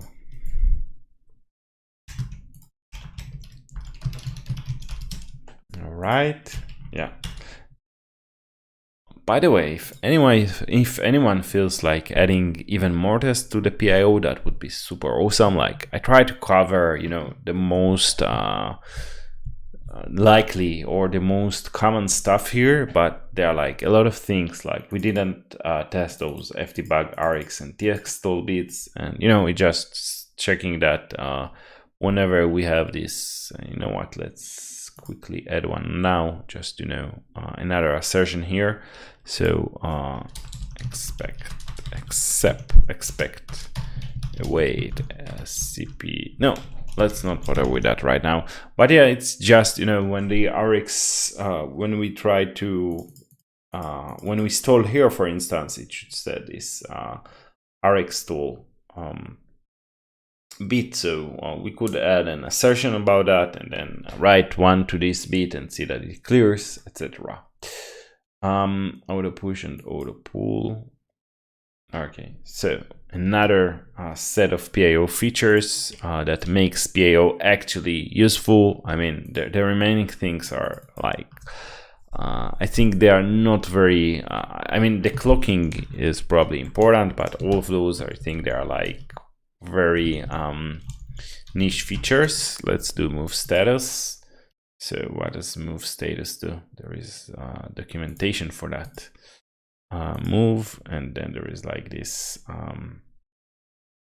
status, and probably the status as a value all ones or all zeros, depending on some stage machine status configured by this one. Let's see what a status cell tells us. So it's 1 bit. What is an?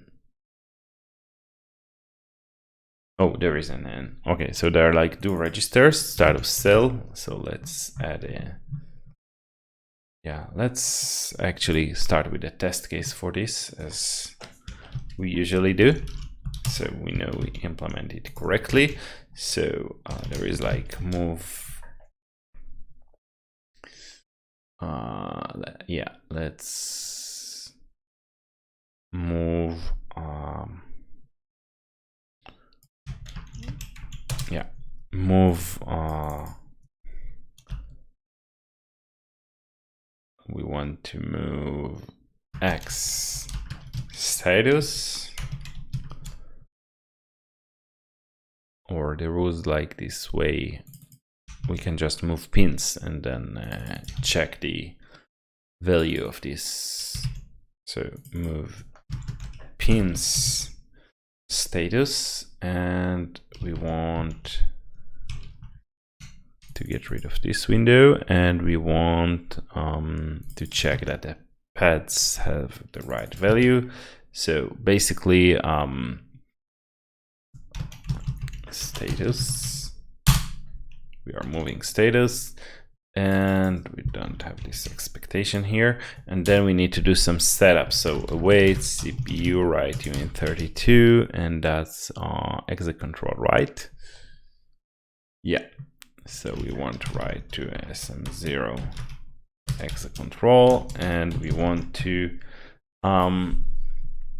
yeah, so I don't know why this is even useful to check the status of the FIFO, but there probably is a reason for that. So yeah, let's execctrl status cell, and that's const. This is bit 4, and execctrl status and write shift, that's just 0. Right, so we say, so yeah, let's say that the level is 2.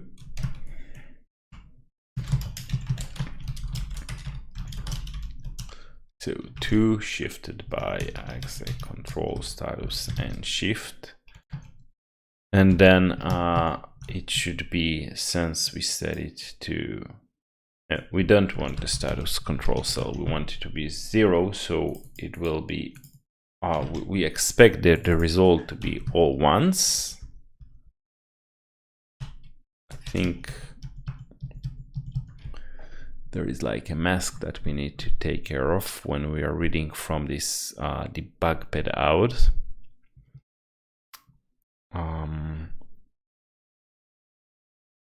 Yeah, what is that? Yeah, I think there is probably an easier way, instead of using this debug pad out, just like push this value and then so yeah,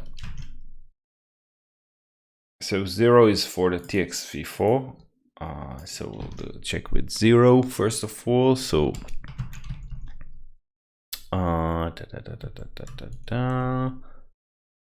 let's just move this, instead of 2 pins, let's just move it to X, and then wait CPU write uint32, or we can just move it directly to the out shift register, input shift register, and then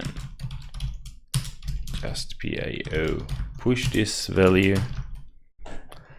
And then instead of this, we can just read RxF0, and we expect it to be all ones if it's less than n, so it should be all ones, and true, true. So yeah, it's less than n, and then if we are await CPU write uint32, just write to txf0 some value. So now it should be equal to 2, and then if we execute those instructions again, then we expect it to be 0. Let's check if this works on the silicon.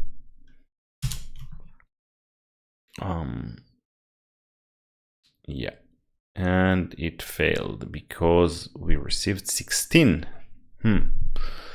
How comes? We received 16. ISR, we just copied status into ISR and we got 16.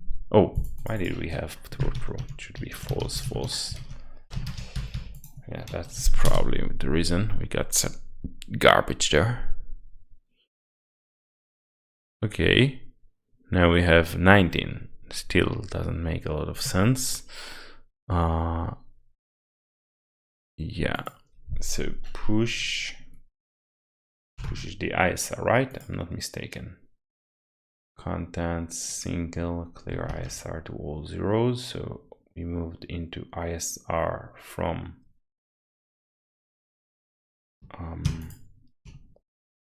yeah, that should have been moved as the ISR, even though it's still the same as the dest ISR. And for SRC, it doesn't really matter, right? There is no like different one. Move doesn't have a different one. So it's the same value. It shouldn't really change.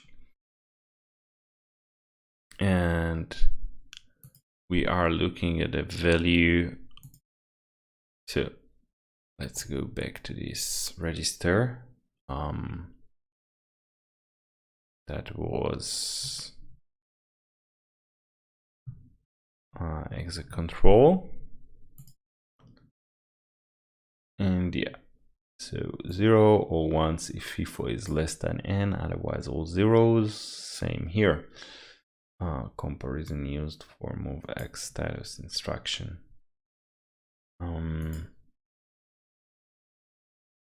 Yeah, I can't really understand why we don't get the right value, because the TX if we should be, I mean, we shouldn't receive 19. It doesn't make a lot of sense. Let's just, for quick sanity, let's just set x to some value and see if we get it correctly. Let's say 22. Let's see if we get 22 here.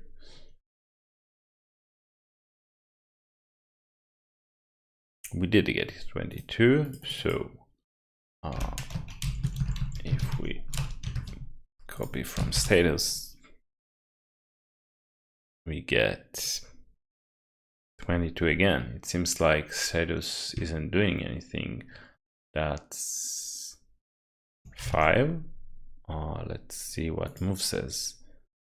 Source, that's also 5, so wonder what's going on here. Let's try to move it into X and then copy from X to the ISR. It shouldn't really make any difference, but I don't know. Maybe there is no, it still doesn't pass. Let's set X to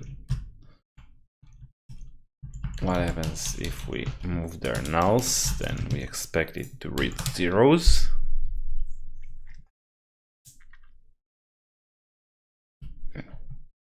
Yeah, but then if we src status, then yeah, seems like moving from status doesn't really work. Interesting. It doesn't update the value. It just like doesn't do anything. So it seems like the move is ignored. Does it say anything about it? Source is a value of all ones depending on such as the FIFO configured. Okay, interesting. Is that a bug in the silicon, or do I have Let's try to really PIO move status.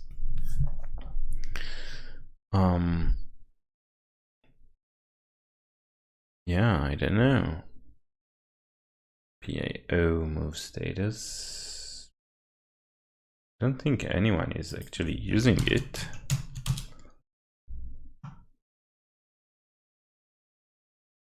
It's probably like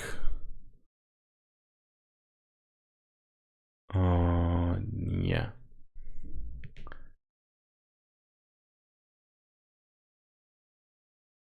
But there is also already a book for oh, that's just a blog post.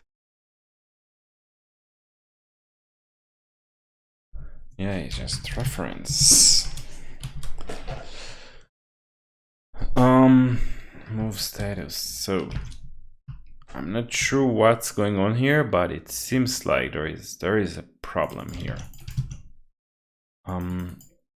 Anyway, so I don't know if you can figure this out. I will probably ping the Pi Pico guys to see if they have anything to say about this. But I mean, for now, we can just implement this logic as we understand it from the datasheet, and then either we find that there is a bug in the test, and that will explain everything, or there is a bug in the silicon. For me, it doesn't look like a bug in the test because we are getting weird. It seems like those, if we set X to whatever value, or if we set the ISR to whatever value beforehand, then we see that this value persists. So it seems like this is just not doing anything, just not executing. So let's try to see what happens when we implement this behavior. It shouldn't take so long. So source value, and then there is like status, and then to do. We already have a to do if this dot exit control and exit control status cell. I think that was bit 4. Can have const n as this dot exit control, and I think that was, where was that? Exit control, and yeah, that was pin number 4, and that's like the lowest bits. So yeah, so if status n comparison level for the move, so let's call it just status n, and then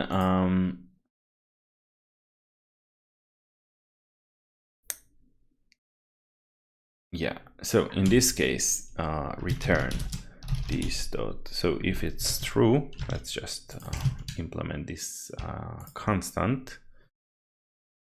So that was 4, right? Const these dots. Yeah, so if it's 0, then we check the txFIFO, but if it's 1, then we check the argFIFO. This dot item count, right? It returns how many items we have. Is less than status, and then all ones, otherwise 0, right? All ones, otherwise 0. Else here it's the same with just the txFIFO. Okay, so we have the implementation. Interestingly, the test still doesn't pass, so there might be a bug in the get status. There may be a bug in there. It could be there is a bug in the test code somehow. Even though I don't, maybe there is a bug in the assembler. I don't know, or can't see anything, but now that we have the same behavior in the emulator, it will be much easier to understand what's going on with the test and maybe fix it so it passes on the silicon. So yeah, so we can see it gets into this move instruction, but it seems like the source is, oh, that's for in, or maybe it also for the move. Let's see, how does move works? How does it work? Yeah, it calls in source value. Let's console.log source, and source is 1. Yeah, but I think it should have been 5. So like this is 5, so there is definitely something wrong going on here. Source. Ooh, wait a second. This doesn't look correct. It seems like this assembler is stripping a few bits off. Yeah, I think we found the culprit. This assembler. I think source should be 3 bits. But we are only taking 2 bits. Yeah, now this is green, which is great. This means that the implementation matches the test. But more interestingly, I hope that we'll have a green light from the silicon in a moment. Not yet, but at least, yeah. Ooh, oh, wait a second. Another test has failed. It's interesting. Yeah, this is a test for the assembler. So we had some tests for the assembler, but it seems like one of those tests. Let's remove this only so we can also run those tests as well. Yeah. So where was the failing one? Yeah. So X status was probably yeah. Encoded incorrectly.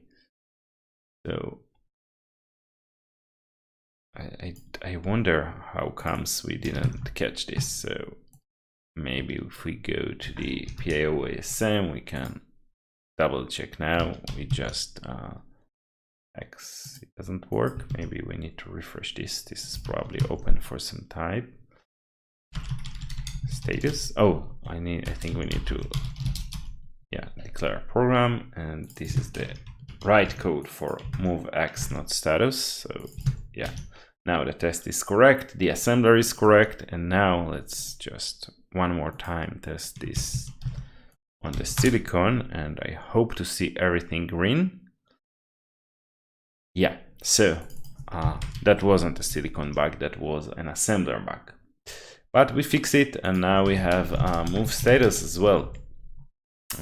Let's remove it from this list, because this is so much fun removing stuff from this list. And we still have a few. What is that? Status cell. So if we don't use that, then oh, it's in the tests. We didn't have a. I mean, yeah, we can probably add a test case for that as well, like for this move status. That was status move. Actually, it's ISR status. When the RX, or that was for, let's just edit it in a full screen. So when this was with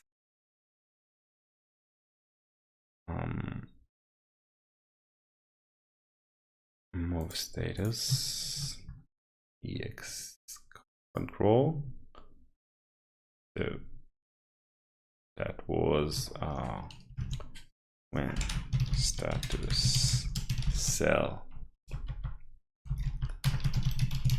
is 0, so 0 is for the TX FIFO.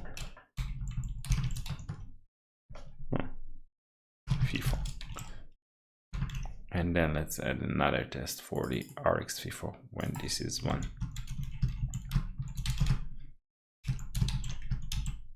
Status tool is RX FIFO.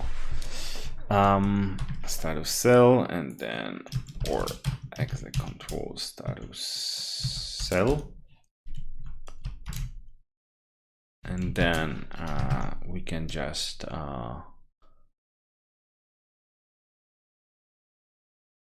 push,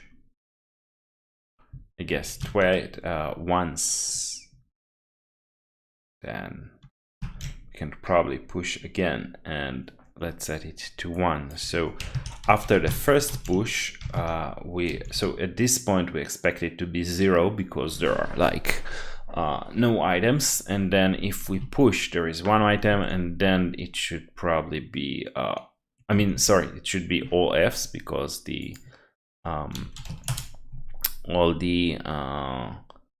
the RX FIFO is empty, so it should be all Fs. It's less than 1, and then the second time there is already 1 item, so it should push 0, and then we can just expect it to be all Fs, and then 0, and voila, and it passes. Let's also double check that this, I was pretty optimistic that it was pass with our implementation. Let's just check it on the silicon. Yeah, it also passes, so we also have a test case for this RX case. So get status, we can see those 2 are green. We cover all the cases, and there is still 1 warning here. Why do we have a warning?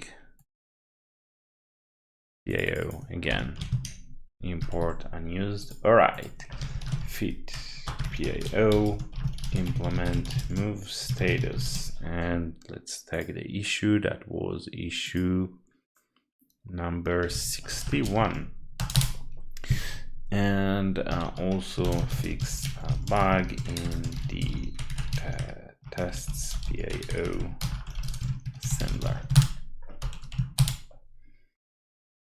Right, and where do we go next? So we did still have those. I don't remember even what those do.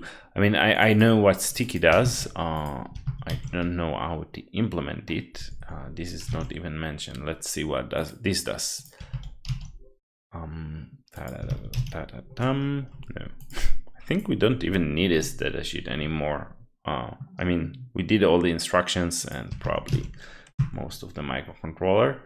What is inline out? Enable. Don't even know this. Okay, interesting. Didn't know there was a feature called inline out, and doesn't seem like anyone is talking about this. Maybe there is some mention in out.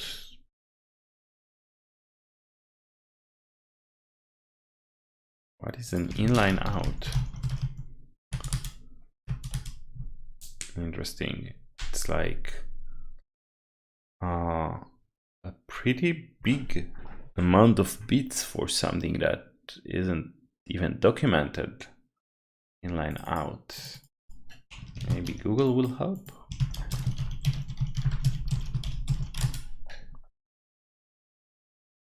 Yeah, I don't think Google knows what's inline out.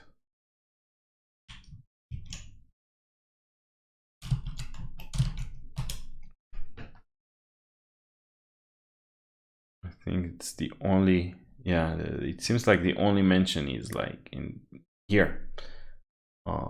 So yeah, that's a mystery. What does this do? ODN. Maybe if we just,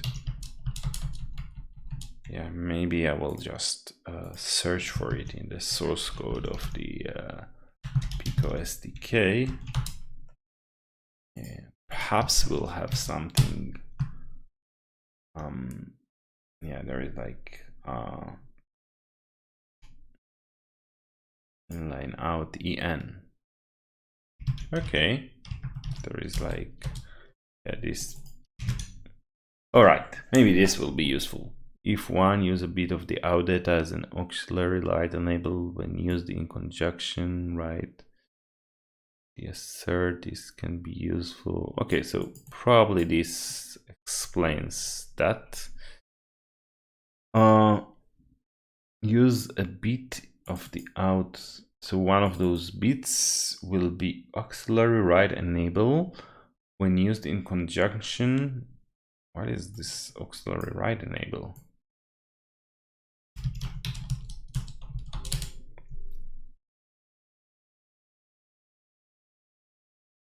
Maybe there is like, yeah, only one inline out here. Use a bit of out data as an auxiliary when used in conjunction with the out sticky writes with an enable of 0 will deassert the latest pin write.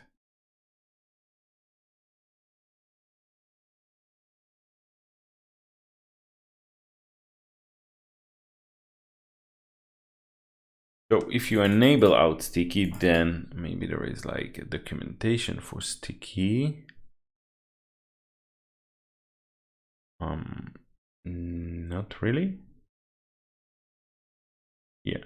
So I guess if you have sticky, then it will just, whenever you out or set a pin, it will just keep asserting this pin. So if there are like multiple state machines then that are running concurrently, they can change those pins. And then if you have this inline out enable, and then one of those bits, it doesn't really say what happens with these bits, but whenever you bit of out data, what is out data, like when is it used? I'm not sure. I think I will ask about it in the Pi Pico repo, because I'm not sure the explanation here really explains to me what it does. Like,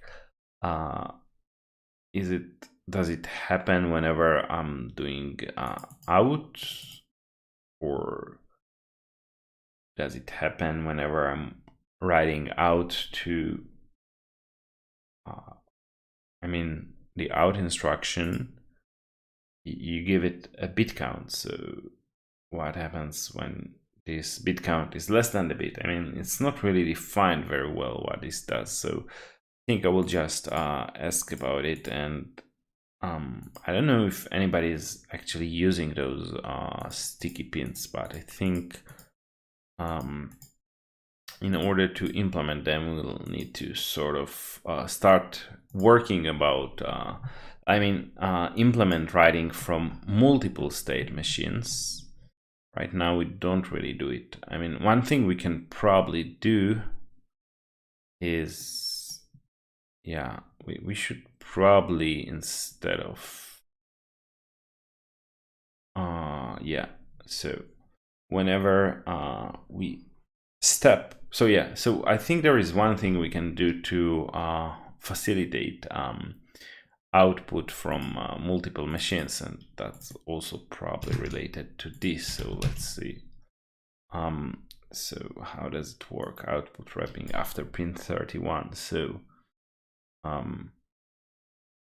yeah, I guess if the count, first pin plus count, is more than 31, then we probably need to wrap to the first pin. And then I think another thing we should probably do, instead of notifying the GPIO update on every change, we should probably do it after we sample all the machines, because there can be multiple machines that will change the same pin, and they are supposed, when we run them concurrently, let's push the latest change, they are supposed to do it sort of in tandem. So in general, if we wanted to have implementation that would correctly implement multi-machines, then we would need to have some kind of clock, and then there is like this clock divider that we would also need to implement. do we have anything about the clock divider? Yeah, we just read it. So basically we should take a look at the clock of the Pi Pico and then divide it by the divider, and then just run steps of the machine whenever like the next tick happens. And if multiple machines happen to run on the same clock cycle, then we should probably batch all the updates at once, but we can probably do it now. We can say, yeah, so instead of like notifying GPIO update, what does it even do? I think it's just updating the GPIO pin. So instead of notifying GPIO updated in each of those functions, we can probably have sort of updated pins, and then just, you know, whenever there is like an update, a change, or maybe we can have old pin values, old pin directions, and then whenever we change them, instead of like checking at this point, so instead of storing the previous values, yeah, instead of checking here, we can probably this.pin values and remove this. And then instead of checking here, we can just do this inside this.old pin directions, this.pin direction, or maybe we can do something like this. If this.old pin directions is not equal to this pin directions, or const changed pins, this.old pin directions, XOR this.pin directions, or this dot just check which pins have changed, pin values, this dot old and the new ones. So if we had any changed pins, this dot old, this dot pin directions, this dot old pin values, this dot pin values. So take a note of the changed pins, and then we can call this, we can just move this logic here, just yeah, so instead of updated, we can call it changed pins. So yeah, so notify GPIO about the changed pins.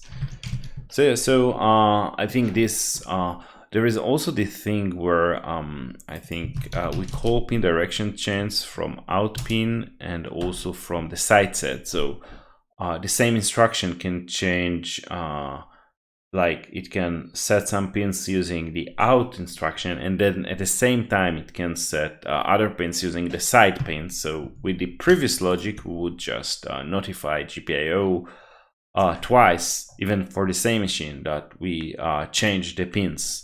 And now with this new behavior, as long as yeah, maybe we'll just move it into check changed pins just for clarity. All this, yeah, and now we just this check changed pins, yeah, and now we just do it once whenever we finished running all the machines. In this case it's all the machines, but once we have clocking, then that would be all the machines with within the same clock cycle. So step would just run the machines that should run in the single clock cycle. Yeah, so improve pin updating behavior. or GPIO updates. So if we change a pin and or if we set pins and if we change the out pins and side set other pins in a single instruction, only notify about the change once. This also means that we can sort of do out and side set for the same pin, and I think side set overrides like the other operation. So if I'm not wrong, it's somewhere mentioned here that yeah, if side set, the side set data is used. Let's see if this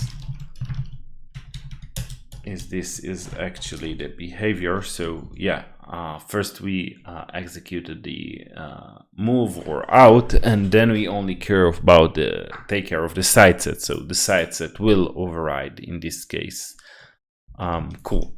So yeah, we still need to do this wrapping, but we are going to wrap this session now, so we won't do the wrapping after pin 31. But if any of you feels like doing it, then yeah, please send me a pull request. It shouldn't be more than like a few minutes of work to just, you know, if value is more than 31, then just move this. I mean, sorry, if first pin plus count is more than 31, then just wrap it around. I think we are doing sort of something like this here. No, this is just the mask, so we would need to yeah, we would need to probably also adjust the mask. And other than that, we still have those. I'm not sure. I think we can probably say this is ready for the most part, and those two I will ask about them. So I mean, this one I will ask about how they work, but I think other than that, the PIO is pretty functional as it is, so we can say these are like known issues for now and implement them in the future. Because in the next session I want to focus on, or to start working on USB. And oh, thank you, Stocknovst. Oh, I've just seen your comment. That's so cool to read. Please, if you have any questions or you know, need to know anything about like want to start contributing or anything, just reach out on Discord. I will share the link here in the chat. Work-with-that Discord. If you have any suggestions how to improve these sessions or whatever. And as I said, I will just drop another release, so it will probably be released by the time this session ends.